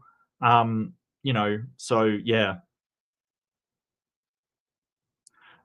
Jessica says, based on the OP's wording, it sounds like sister-in-law is just expecting them to do this for them without needing reciprocation. I always shout my friends' meals whenever they do nice things to me. Yeah, I don't know. I mean, Jessica, I totally get where you're coming from, and I do like to repay people for their kindness or whatever. I don't know. I do things for people, and I just expect them to pay it forward. Just do something nice for somebody else. I really am a big believer in that.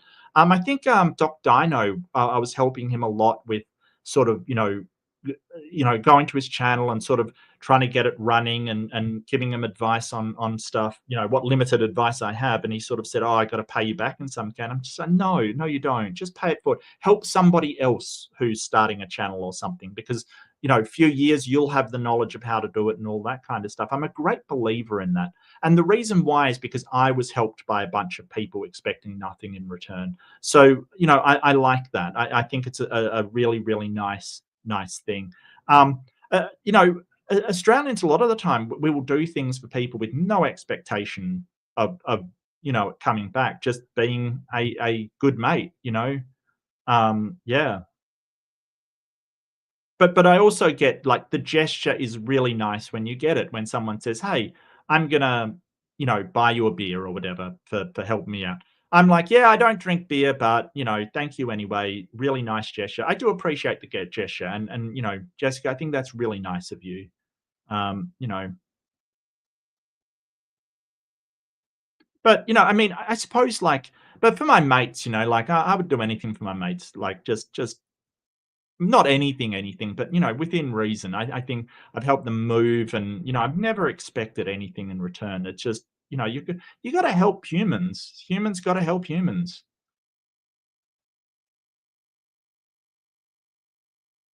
Uh,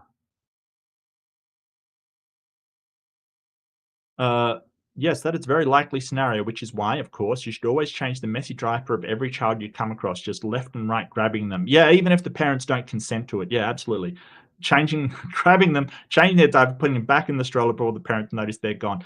Like you are describing ninja diaper changing, Deviant. Wow. You know what? In my work, we used to have this idea of the best technician is a ninja, right? To be in and fix the problem before they've even noticed it's broken. The ninja technician, right? Like we have all these terms in the industry um, that we use, like the ninja technician, like you're like, oh, I fixed your thing. It was broken. Ninja, you fixed it before they even know it's there. It's awesome. Um, yeah, please don't hurt me. Yep. Yep, yep, yep, yep, yep. Top G says, I wouldn't have thrown the diaper back in her face after it was used like in that movie Look Who's Talking. Yeah, I don't think that was real life situation there. Jessica says, there's nothing more irritating than enabling toxic male behavior. No way in hell would I encourage the notion that nappy changing is only women's work. Absolutely. Absolutely. But people will reference how things used to be and say that is the best way. And it's like, why? Traditionally, our traditional archetypes in the household have been this and that. Yeah, we also used to like rub dirt in wounds to clean them, dude. Like, seriously, just because we used to do something doesn't mean it's the best way to do it now. Like, I do not understand this nostalgic kind of, oh, but in the old days we had this, and it's like, yeah, they kind of reference the Western culture of Europe and England, and it's like, yeah, and they all used to kill each other over stupid little wars, like it wasn't like they were doing fantastic, all dying of dysentery and stuff. Like, come on, let's not glorify these old days. I never understood it. Never changed a diaper. No, I don't think I am. I think I could live my entire life without knowing that. Pay It Forward was an amazing movie. It made me cry. Yeah, me too. I thought it was a wonderful movie. I thought it was nice. Yeah. I will not help anyone to hide a dead body. I'm not that kind of friend. Yeah, I think there's a line there. Like I had to qualify that one. I did, yes. Um, you're a cookie ninja. Damn it. Damn it. You haven't need it before we even know it's gone. Terrible.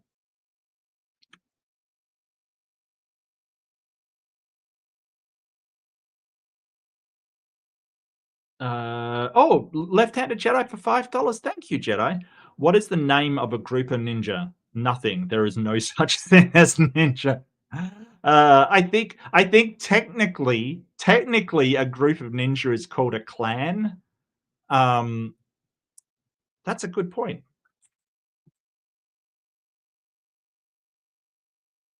Either that or Teenage Mutant Ninja Turtles has absolutely lied to me.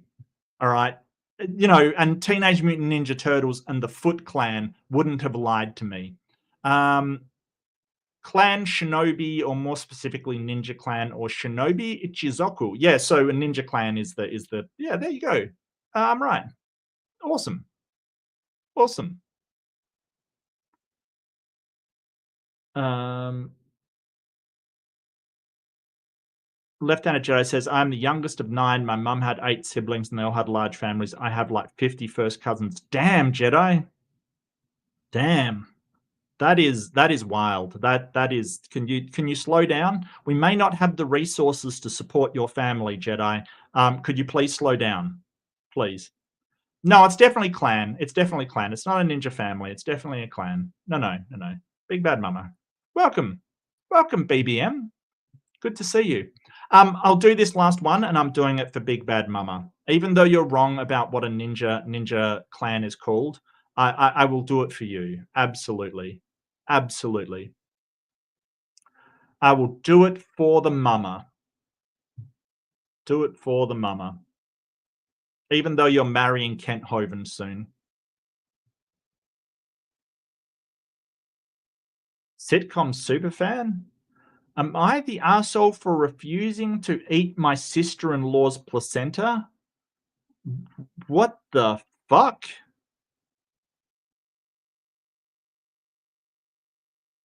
Is this real? Am I being wound up? Did I upvote the last one? No, I'll upvote that. I'll upvote that. Am I being catfished right now? Okay, I will go into it, but this can't be real, right?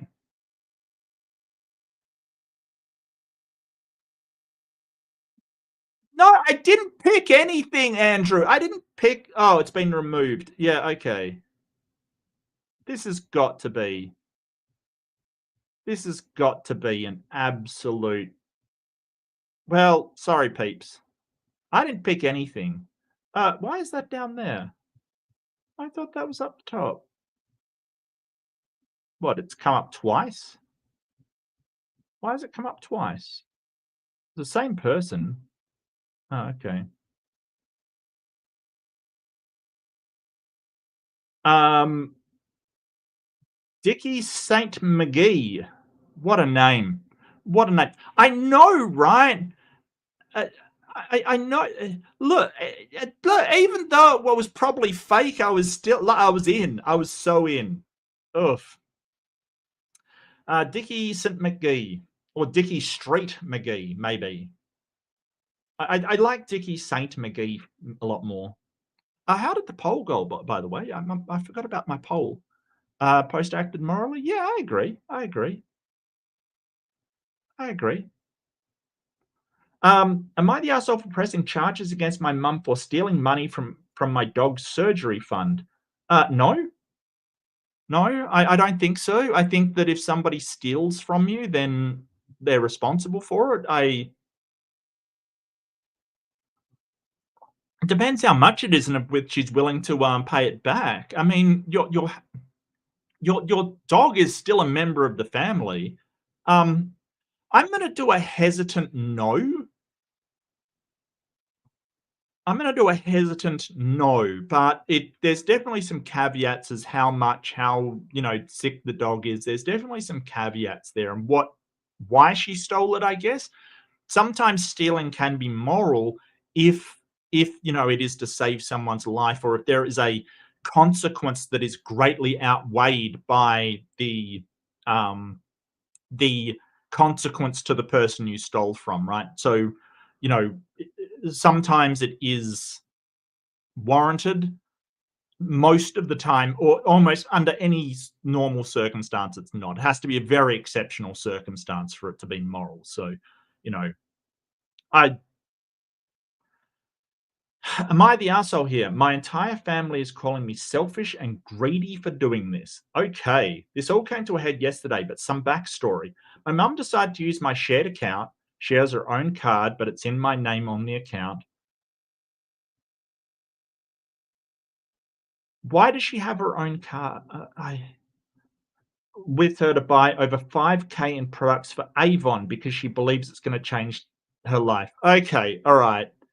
Oh, holy crap. So Avon, to a lesser degree, but all of these are MLMs, right? They're multi-level marketing. They are basically nearly all of them are scams to get people in to profit the people up the upline, up the top.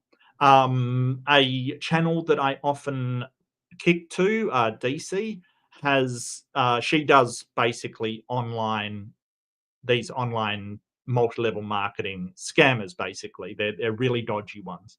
Now, um, they're basically almost pyramid schemes, but by saying almost, it's a bit of a gray area. There was like things like Neutralife. There's a few of them around. I remember seeing sort of a documentary on them, and they are very problematic as far as their structures go. Um, Basically, they get people to um, um, recruit others. What are some other ones? Let's see. I'll just look some up. Yeah, so Avon, Tupperware, Mary Kay, doTERRA, Amway, Herbalife. I would, as this is just my opinion, but I would never get involved with one of them ever, because essentially where your money really comes from is recruiting other people under you. And the problem is that after a certain point, there's no real way to recruit more people. Like, there's only a certain amount of people that will join out there, and they're not going to hang around if they're going to be paying all their money to you, because they've got to recruit people as well. So often, what a lot of these people do is they will buy the product in order to maintain that accreditation, or it's kind of I can't remember what it's called. It's kind of some kind of status in the company that you're selling things, right? So a lot of them end up buying crap that just sits in their garage, and they just end up spending a lot of money on it for something that they like the product, but they don't need any of this stuff. It just sits in their garage. They're qualified status, right? So in order to be qualified and get money from the people downstream, you've got to sell a certain amount of product. So the problem is that the sales of everybody below you count for the people upstream, so the people that have already joined, and they make a killing off of it for doing almost nothing, because they have the people they recruit and the people they recruit and the people they recruit. They have all the people downline. It's incredibly tough, and that basically is what makes it a pyramid scheme. It's a bit of a gray area as far as the law is concerned, as far as I understand it. I'm not a lawyer, of course, but as far as I understand it. But I think that so much of the time you will just join it, end up spending a ton of money. And my mother was involved in Tupperware for a minute, but got out before spending too much. You'll just spend a whole lot on the product and don't really have any money gained. You'll spend way more than you actually make through it. So I think it is a really dodgy form of company. There's been problems with it, especially in poorer nations where they tout it as this amazing thing. It's a problem. It's a problem. This is a Latino household, and the longest I've given access to my account because sometimes they help with bills and what have you. But I've been saving money because my dog needs a liver shunt surgery, scans, and recovery meds. Yeah, and that's expensive. I mean, yeah. She took it upon herself to take the money and won't give it back. Oh, you got to give it back. You got to give it back. My entire family is calling me crazy, prioritizing my dog over my mum. Well, mum's not dying.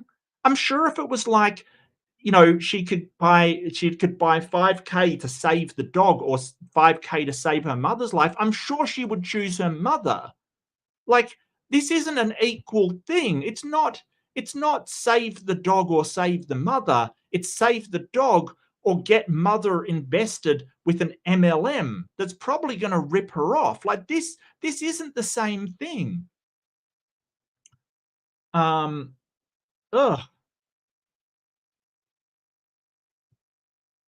This came to a head when I called the police about it. They said it's a civil issue, but my family hates me now.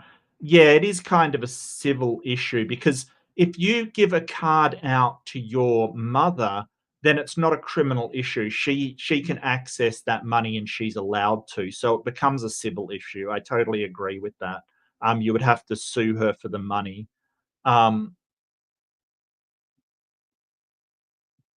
my little brother said I'm a huge asshole. I don't think you are. I mean, you pressing charges against your mother? What, you tried to press charges against your mother, obviously. Yeah, so she tried to press charges against her mother. Yeah, I mean, if she says she won't pay it back, I can't say I blame her. Her mother's just taken her money that she had for um for her dog to live and spent it on frigging Avon of all things. Like, ugh. The only way Avon will change her life, it will change her life into a much poorer life. That's how it will change her life. It will make her a whole lot poorer and probably have a whole load of makeup that she probably didn't want. That's how Avon will change her life in all probability, right? We don't know that for sure, but in all probability. I don't know. That's weird. Is she an asshole for trying to press charges?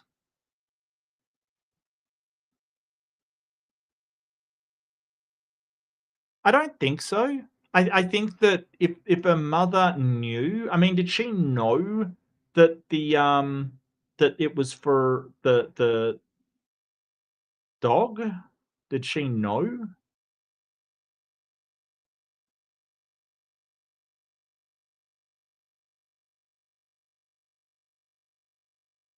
I don't think that I don't think that she is, but I mean, if she didn't know, that might be another thing. Like if she didn't know it was set aside, and I mean, if she's like, it all depends on a whole load of things. Like, did you have an agreement with her that it was only for bills? To help with bills, basically. I think if that was the agreement, then no, you're not. If the agreement was that you just share an account, um, I wouldn't share an account with anybody in my family, quite frankly. Just my wife, maybe, but not my mother or my father. I don't, I don't think. I think that at a certain point you've got to separate your finances. Um, Oof. Yeah, this one's hard. I don't think so. I'm going to assume that she knew the dog needs it. Um, I'm going to assume that she had an agreement just to help with bills, but that's a lot of assumptions. Um, I think I would go for everybody's terrible, to be honest with you. Maybe if not, not the arsehole, definitely everybody's terrible. Like, because obviously the mother is terrible for taking 5K to spend on an MLM. Ugh, ugh, it's just horrible, absolutely horrible. But I'll get the poll running. Um, Was the poster right for trying to press charges against mother? I mean, could press charges against frigging Avon, to be honest with you. Like, seriously, Avon sucks. I think the one that I saw, maybe it was like on a John Oliver thing, maybe like Neutralife and all of these companies were absolutely awful, and they do. I think it was sort of saying that they do prey on the Latino and the um, these sort of developing nations to peddle their crap now, which is just terrible. It's just terrible. I don't think they should be allowed to operate at all, to be honest with you. I think that if you're employed by a company, you should receive a fair wage, not this, recruit 10 people and then you'll have all of the, and the way they're designed is just absolutely awful. Absolutely awful. I'll see what the Redditors have to say, and then I'll see what you people think. Um, JFC. What the hell is JFC? JFC.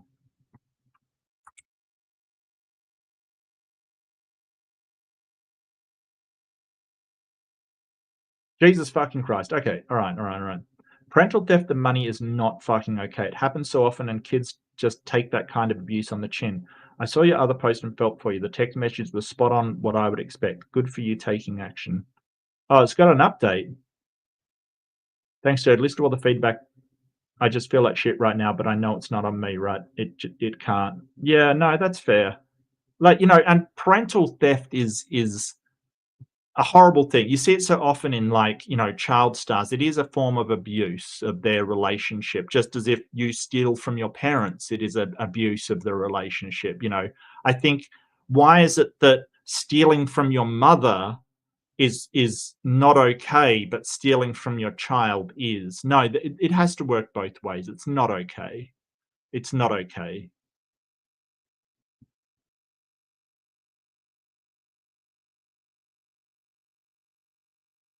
Um, Neptar says not the arsehole. She didn't put any money into it, and well, I mean, I don't know about that. I don't know if she put any money into it, and it was being saved for something life saving. It's not like she used for food bills or something medical for herself. She's used it on what's likely an MLM. Well, it is an MLM. Let's be real. She's selfish, and yeah, and I kind of agree. That's my main point.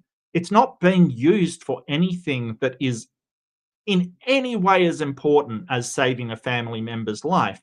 And yes, that pet is a family member. Okay, just because it's not human doesn't mean it's not a family member. It is a member of the family unit. Um, yeah, I agree. So wait, your family says that you're prioritizing your dying dog over your mum who bought a $5,000 worth of Avon crap. Avon products are not a need. I'd be livid. I'd probably be willing to lose my family over it. Not the asshole. The post says she's really good at convincing them basically anything. I'm the only one who's moved out so far. I've learned a lot on the outside. Like, my cousins and youngest siblings don't speak English at all. Everyone in the house, 13 of them, are all super tight, and she's the rule maker, so they're super pissed I called the police. Also, cops are hated in my hood. Yeah, that's fair. Yeah. Not the arsehole. Let's call it what it is, theft. She stole $5,000 from you for some Avon products, not for food or a new roof or to replumb the entire house because there's a leak under the house and all of the corroded pipes need to be replaced. She stole it from Avon. Like, Joven is so angry he can't even type things properly, or she can't type things properly. It's just, I can understand, like, Avon, Avon, Avon, Avon. Even if there had been an actual household emergency or family emergency that would have been a worthwhile investment, she should never have taken that money without your consent. Please file against her small claims court, and for God's sakes, take her name and information off any accounts you currently have shared with her. Good luck. Yeah, that I agree with. Absolutely. If that's a breach of your finances, definitely shore that shit up again. Woof.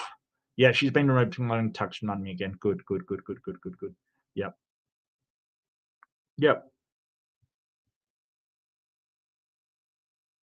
Not the asshole. This isn't about choosing a dog over family. It's about theft and broken trust. Yeah. Okay. No, I agree. I agree. Like, I don't think they did anything wrong. Um, yeah. Okay. I think I've changed my mind. Yeah. Yeah. But no, not an asshole. He's just been stolen from. So I think the thing that convinced me is sort of, yeah, if you steal from your parent, should you have that parent charge you for theft? Well, yeah, if you're an adult, absolutely. And I think the same has to weigh. It's got to be reciprocal, right? Has to be. So, yeah, not the asshole. Yeah, yeah, yeah. Okay, I think I've changed my mind a little bit. I think I've changed my mind a little bit.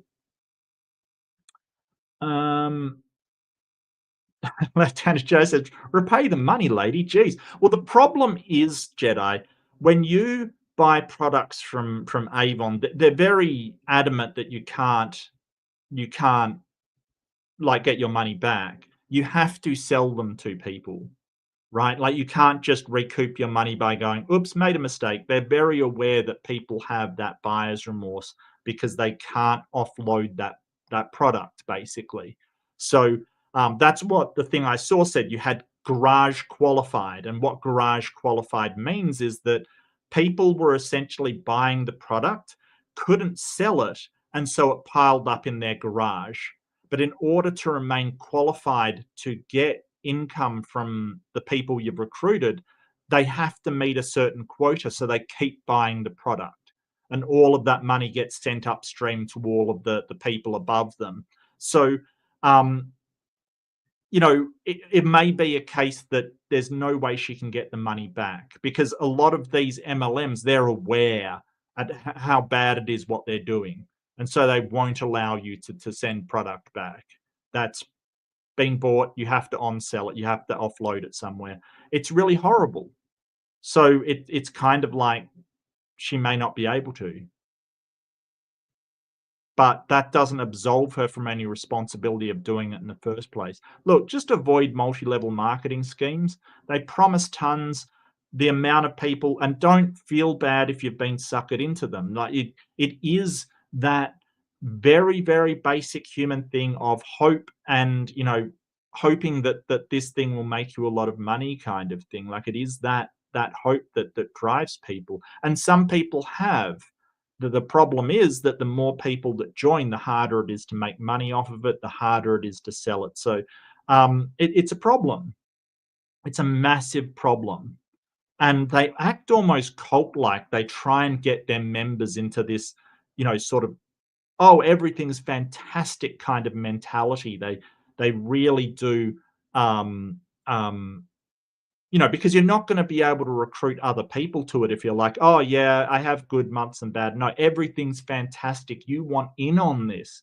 And so that just gets filtered down towards, everybody. But I think that if you are involved in one of these, the best thing you can do is just cut your losses and leave it. The idea that these people have is they have the hope that they've got all this product in their garage, but they'll be able to sell it and make a ton of money and stuff like that. I don't think it's realistic. I think that sometimes, the sunk cost fallacy is there. You've got to just accept that you've made a mistake. Deviant Outcast says stealing isn't okay. Sure, if it's your mum, there may be a better way to go about it than to press charges, but sometimes pressing charges is the only thing left in the toolbox. That's true. That's true. Left-handed Joe says, I am a double black diamond dealer in rare antiques. Dr. Croft Jones to my friend, lol. Yeah, so I remember that. Like, it's one of it might have been Neutral Life. It might have been something else. They're like a double black diamond, and that was their status in the company. It's all very cult-like in its, like, levels and the things that they say, and it's all very weird. Look, MLMs, when you get down to it, they're very, very strange socially. They're very strange. They're very hierarchical, and they're very, very odd socially because people have these levels, and they have people that they put up above others, and you try to emulate them, and it's all very cult-like. It's horrible. Big Bad Mama said the poster made the mistake of sharing the account with their mother. That said, the mother did steal the money for the pyramid scheme. The life of the dog is more important. I agree, Mama. I do agree. If the mother's life was in danger, then yeah, the mother is more important. But just for makeup and Avon product, no. Jessica says MLMs are super dangerous culturally and psychologically. They're just cults. Yeah, totally agree. I was just saying that. Yeah, absolutely. I completely agree with that. Left-handed Jedi says, sounds like mum wants to feel better about herself. Yeah, but you don't have to let a dog die to do that. Like, listen, lady, frigging go to the beach, take a walk in the woods, meditate. There's tons of things you can do to feel better about yourself that doesn't involve a dog dying. I've heard that. What was that woman's name? Naomi.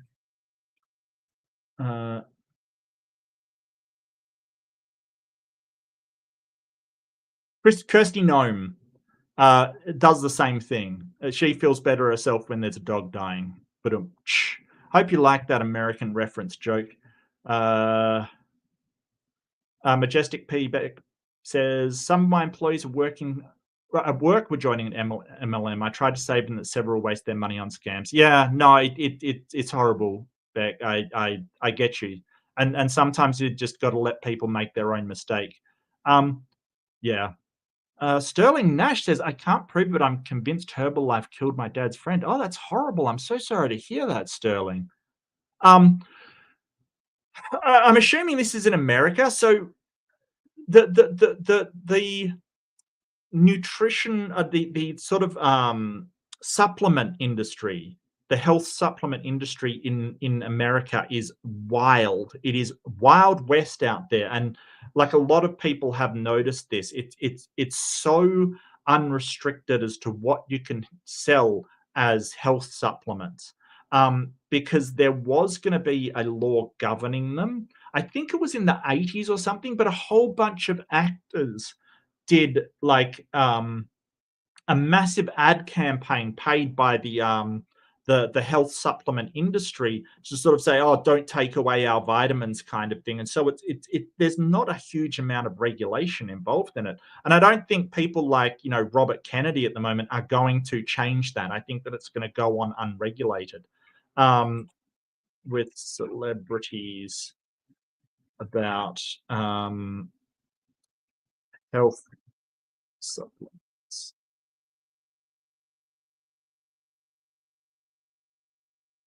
Um,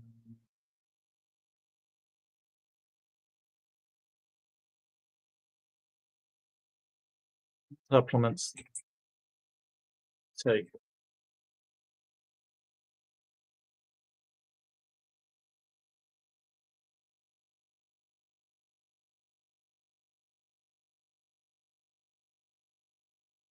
Yeah, I remember seeing something like that. There was a whole push. There's a lot of supplements in the US that just wouldn't make it in Australia. The regulatory body would say no, that's not safe. So yeah, it doesn't surprise me, Sterling, but I'm really sorry to hear that, mate. Deviant Outcast says, oftentimes people seem to be under the impression that it's never okay to take legal actions against a family member, but that mentality is exactly one of the factors that prevents victims of abuse from taking action. It feeds into clan cult mentality, which is never a good thing. Yeah, I think that, as a last resort, I think that it's completely appropriate. I think it should be a last resort, but if she's not willing to give back the money and she's stolen it, I think as a last resort, acceptable. Save the pooch, says Big Bad Mama. Yeah, yeah, absolutely. Archer says there is an Amazon Prime docuseries about Lula Rowe. I've not heard of that one, but yeah, they work essentially the same. Unapologetically, Chrissy says, I've actually seen a Mary Kay car. The level to get that is insane. Yeah, and the thing is, like, when you start to do the math, right? Like, so in order to be at a certain level, you've got to have recruited a certain amount of people. And because that grows exponentially, at a certain point, there's not enough people in the world to support it, at a certain point. So it's kind of really bad. Sterling said he has renal issues. His wife kept giving him Herbalife even after his doctors told her he should not have it. He died. Oh, I'm so sorry to hear that, Sterling. And I've got a soft spot for people giving out pseudo medicine as sort of.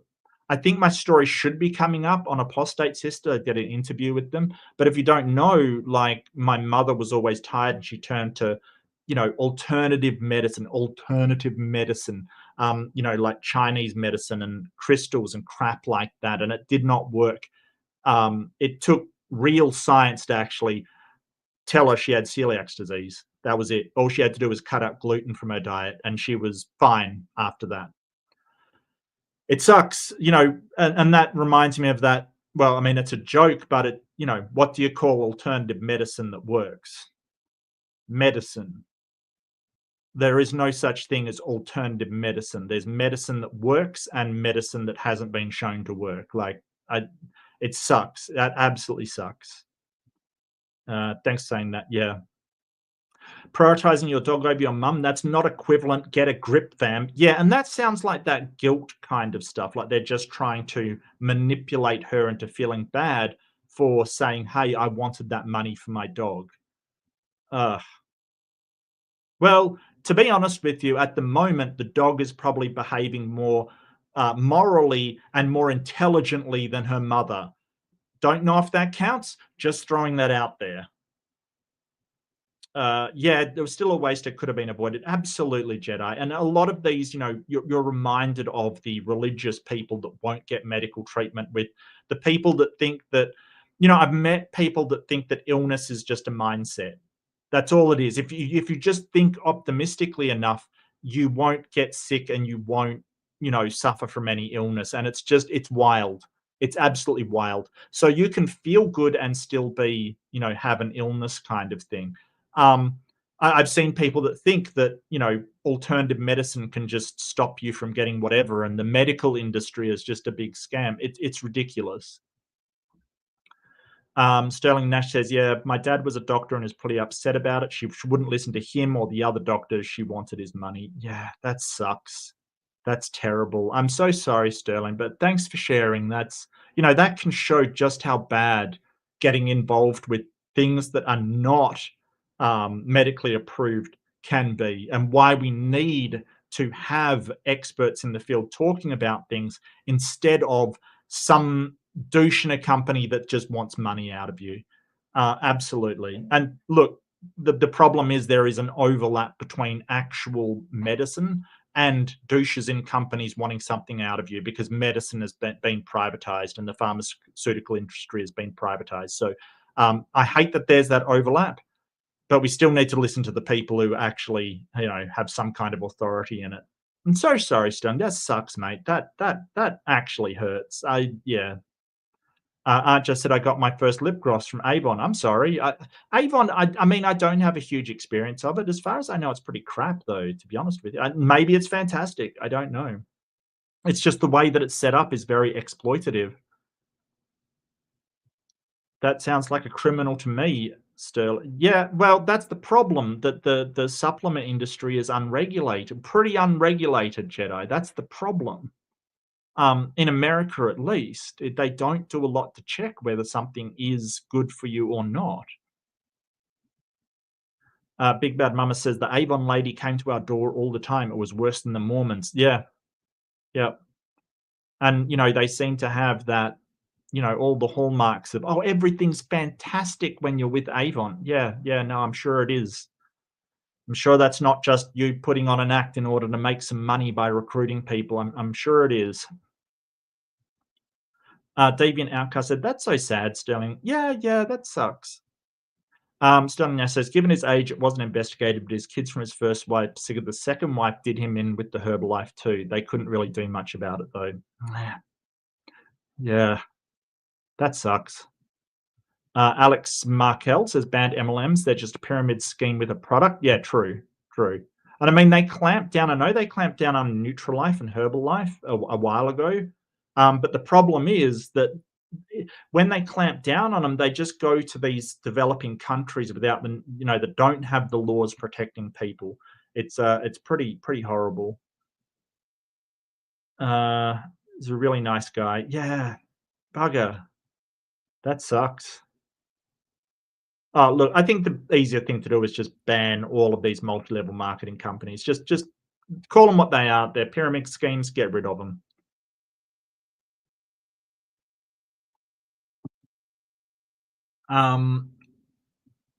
Yeah, the dog's a family member. Yeah, absolutely, absolutely.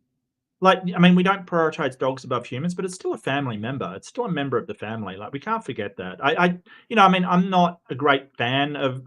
I like cats. I'm not a huge fan of dogs, but I do love cats. And to me, that's a family member. Doesn't matter whether it's human or not. That's incidental. Um, Tilting says if the poster pays the card bills and the mum charged 4K on the card without checking first, then the mum is a witch. And the poster isn't the asshole, but giving unlimited card to someone, you're going to get burnt. Yeah, yeah. I don't know. I can't blame the poster though. Like, it sounds like that's the family she was raised in. But yeah, I do take your point. You probably shouldn't be giving out unlimited access to anybody, really. Deviant Outcast says, I'd feel so betrayed if that had happened to me. Yeah, yeah. I pawned all of my inherited jewelry from my grandmother to give Leonet, my cat, the lion, the veterinary care he needed. He's not with me anymore. I'm sorry to hear that, Deviant. I'm so sorry. But did it give you more time with him? But I didn't think twice about it. He was a shelter kitty. One day he couldn't use his hind legs. Turned out it was a renal issue. I've not regretted that second decision for a second. And I minus the and I. Okay, that's cool. Yeah, that sucks. And it seems like it's just a tragedy of life that our pets we outlive our pets. But then again, we'll probably outlive humans that we like as well.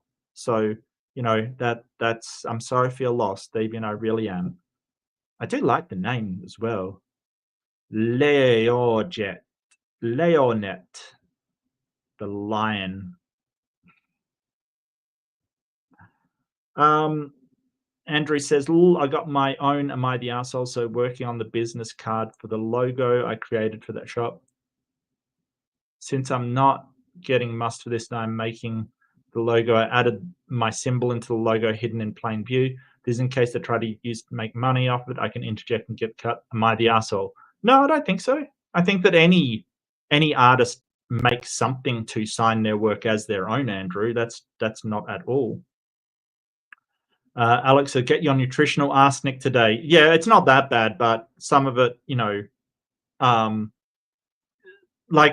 know that I think Sylvester Stallone got busted for bringing in supplements to Australia where they were highly illegal over here. Other people have been caught bringing supplements to Australia that are highly illegal. Like we do not fuck around as far as stuff,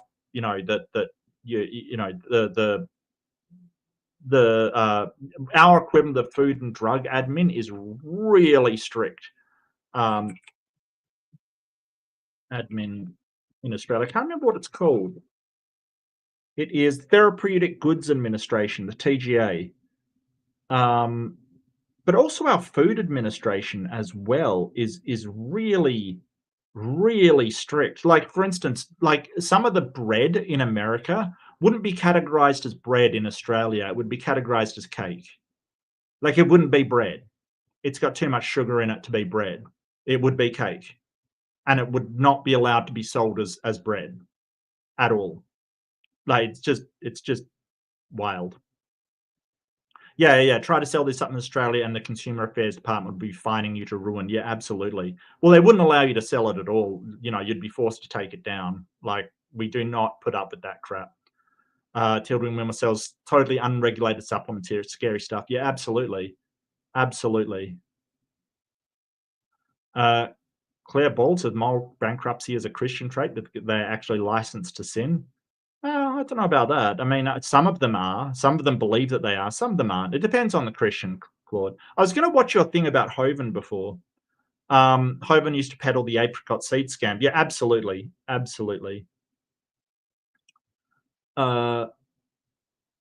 Brain supplements made from New Zealand green-lipped oysters? Really? Weird. Jessica says, in general, avoiding the legal system and working within the family is always preferable. Avoiding the legal system under any circumstances is always preferable, Jess. Like, the legal system just gets expensive. The only people that really win are the lawyers. Step one, the guilty party needs to admit guilt and offer to pay reparations. Well, I think sort of admitting guilt or at least admitting a mistake. So guilt and culpability are a bit different, so just being culpable is usually enough, like that they have to fix it. Yeah. Yeah, I get what you mean though, but I think that always you should try and avoid the legal system. It always gets nasty, it always gets worrisome, it always gets quarrelsome, it always gets horrible, it always gets bloody expensive is what it does. So avoiding that entirely is probably a good idea. Deviant says he was my life and way things were here. It's all that's so sweet. Oh, deviant. Well, now you've got a soot. Now you've got a soot, and that's just as cute. All right, just don't forget that. There's people that love you. Much love, deviant. There's people that love you. No, poor Lionette. Um, Jessica said the US had a proper public healthcare system. No one would be in such a position that would ever turn to alternative medicines. Yeah. Um, I think some people would. I think there's a level of trust that has been broken. Even if I mean, there's people over here that just do alternative medicines and things like this. Like, don't forget, my mother was one that turned to it. Um, so I think, I don't know why people would turn to it. I think that um, I think it is that thing of hope that medicine will tell you sort of the worst prognosis and worst case scenarios, while alternative medicine will tell you things that are unbelievably positive. And I think that that's a mistake. I think that you would want to go for the worst case scenario being outlined to you rather than some pie in the sky hopeful thing that doesn't work. Like, it's just people will gravitate towards the person telling them some lovely bullshit rather than confronting the hard reality. I think that that's a factor to do with it. But you're right. I think that way less people would um, turn to alternative medicines. Yeah, I think you're right. It did. I gave you a couple of extra months. Then it went, well, that was very traumatic. A psychopath, my neighbor who targeted me in front of me. Oh, damn. Ugh. At least, girl. That's so sweet. Tori says, I have now a former friend who is into me for $1,500 from when she was home several years ago visiting. Oh, yeah. Well, maybe you can work it out. If not, you might have to pursue other things. That sucks. Um, Left-handed Jedi says you shouldn't go bankrupt over the price of healthcare at dentistry. Absolutely, Jedi. That is ridiculous. It is ridiculous. That people have their lives ruined because they got, just contracted meningococcal or something, and then suddenly their lives are absolutely ruined. Sterling Nash says the supplement industry is a huge scam. If you buy it at a pharmacy, it's probably okay. Most things online are not regulated. You have no idea what you're getting. Yeah, absolutely. And so I would be cautious. I think that maybe vitamin supplements, like I think, if you buy vitamin D or something, yeah, fair enough, or vitamin C or something to boost your vitamin count of something, multivitamins and things, that's okay. But, all of this other sort of, supplements and stuff, I totally agree with you. I totally do agree with you. Oh, no problem, Stephen. You are a really nice person. Like, I really, I don't think there has been an interaction with you that has been negative ever, and that's fantastic. Like, we can disagree, and every encounter's been fantastic. It's not a problem. Um, I'll call it like I see it. Why not? But yeah, that one was really, really a testament to how bad MLMs are, and I cannot exaggerate how bad they are. I think that they prey on, I think that MLMs and religion have a lot in common, and I'll end the poll, poster acted morally. Yeah, I kind of came around to that opinion as well. Um, but I just want to point out the similarities between them. Um, it's really hope and fear that they prey on, right? And to a lesser degree from MLMs, the fear, but it's the fear of missing out, right? We've all heard of FOMO, right? The fear of missing out, and they will prey on that. And I think that religion, I was saying this to Lynn, my wife, the other day, I think that religion is the greatest purveyor of the fear of missing out, right? If you die and your sins have been unrepented, then you're going to miss out on heaven. And, so you've got to do it now, because who knows what could happen to you in a day's time. You could be hit by a bus. This idea of you're going to miss out if you don't come over right now, that's a lot of the stuff that they prey on, but also on hope that, you don't have to go through, like, for instance, in the case of something like cancer, that you don't have to go through the horrible chemicals that they dump on you with chemotherapy and, all of this surgery and stuff like that. You can take this pill 3 times a day and, it'll cure the thing that, well, yeah, there's that hope there, but we've got to be realistic about what's demonstrated to be true and what's not. Because, if it doesn't work, or in the case of Sterling pointing out, hey, it made things worse, we have a tendency to believe what we want to be true, not what actually is true. And we're all guilty of this. Like, let's be honest. I've believed things that I've wanted to be true before, and denied things that I didn't want to be true because it's a horrible thought, or the consequences of it are bad for me, like these things we do. It may be sort of a human condition to naturally gravitate to that which we want to be true because it feels better and more comforting. But then it comes like, would you rather have a comforting lie or a honest truth, a hard truth? And I think I want the hard truth. And in the long run, it's better anyway, because, especially for stuff like your health. So it's better to have the real story than a comforting lie in that case, because the consequences downstream, even though it makes you feel better, the consequences downstream are huge. And I sort of apply this to religion as well. Yeah, it may make you feel better to think, oh, I'm going to heaven, but there's consequences downstream. Thinking in this way, that I would rather be comforted than be correct, there's consequences for that feeling. There's consequences for that way of thinking. So I really, myself, and look, I understand why people would like a comforting lie. I totally get it. I would rather the hard truth. And the Wachowski sisters did a lot of stuff in their movies like that, like in The Matrix with the 2 pills. It's basically, do you want a comforting fantasy or a hard truth? That's essentially what that comes down to.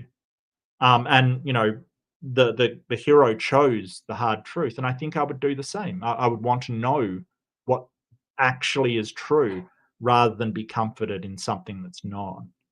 And I think a lot of people do go for that, comforting truth. When it comes to MLMs, they will go, well, you know, I want to believe that this pill will make me live till I'm 80, and I'll have no problems with this cancer, or I can just solve it easily and not confront the truth. But that was the last one. I thank you so much for coming. I agree. This is a really amazing community. It really is, and I'm so grateful for everybody. Tomorrow, if you are a member like Jessica, the Transmetal Alchemist, I will be doing Mark in the Dark. Mark After Dark? What the hell did I call my own segment? Mark After Dark tomorrow. That is a members only stream that happens every 2 weeks. If you do want to join that, maybe consider becoming a member. If not, that's okay too. You're very welcome. It's fantastic to see you all. Please do, if you did enjoy your time here and it is a good community, give a like, subscribe, share it with a friend if that's the way you feel. Don't sacrifice dogs for Avon product. Be kind to yourself. Do not sacrifice your pet for Avon products. That is not cool, as far as I know. And I think everybody agrees on that one. I think the consequences are a family member dying to missing out on, being able to sell lipstick. Yeah, I think one's a lot worse consequences than the other. Be kind to each other, and I will see you in the next one. Much love, everybody. Bye-bye. this old switchboard could talk. Wow, your ears would sizzle. 1880. We take Alexander Graham Bell's invention for granted today. Perhaps we should. But isn't it incredible that millions and millions of people can talk simultaneously to practically any spot on Earth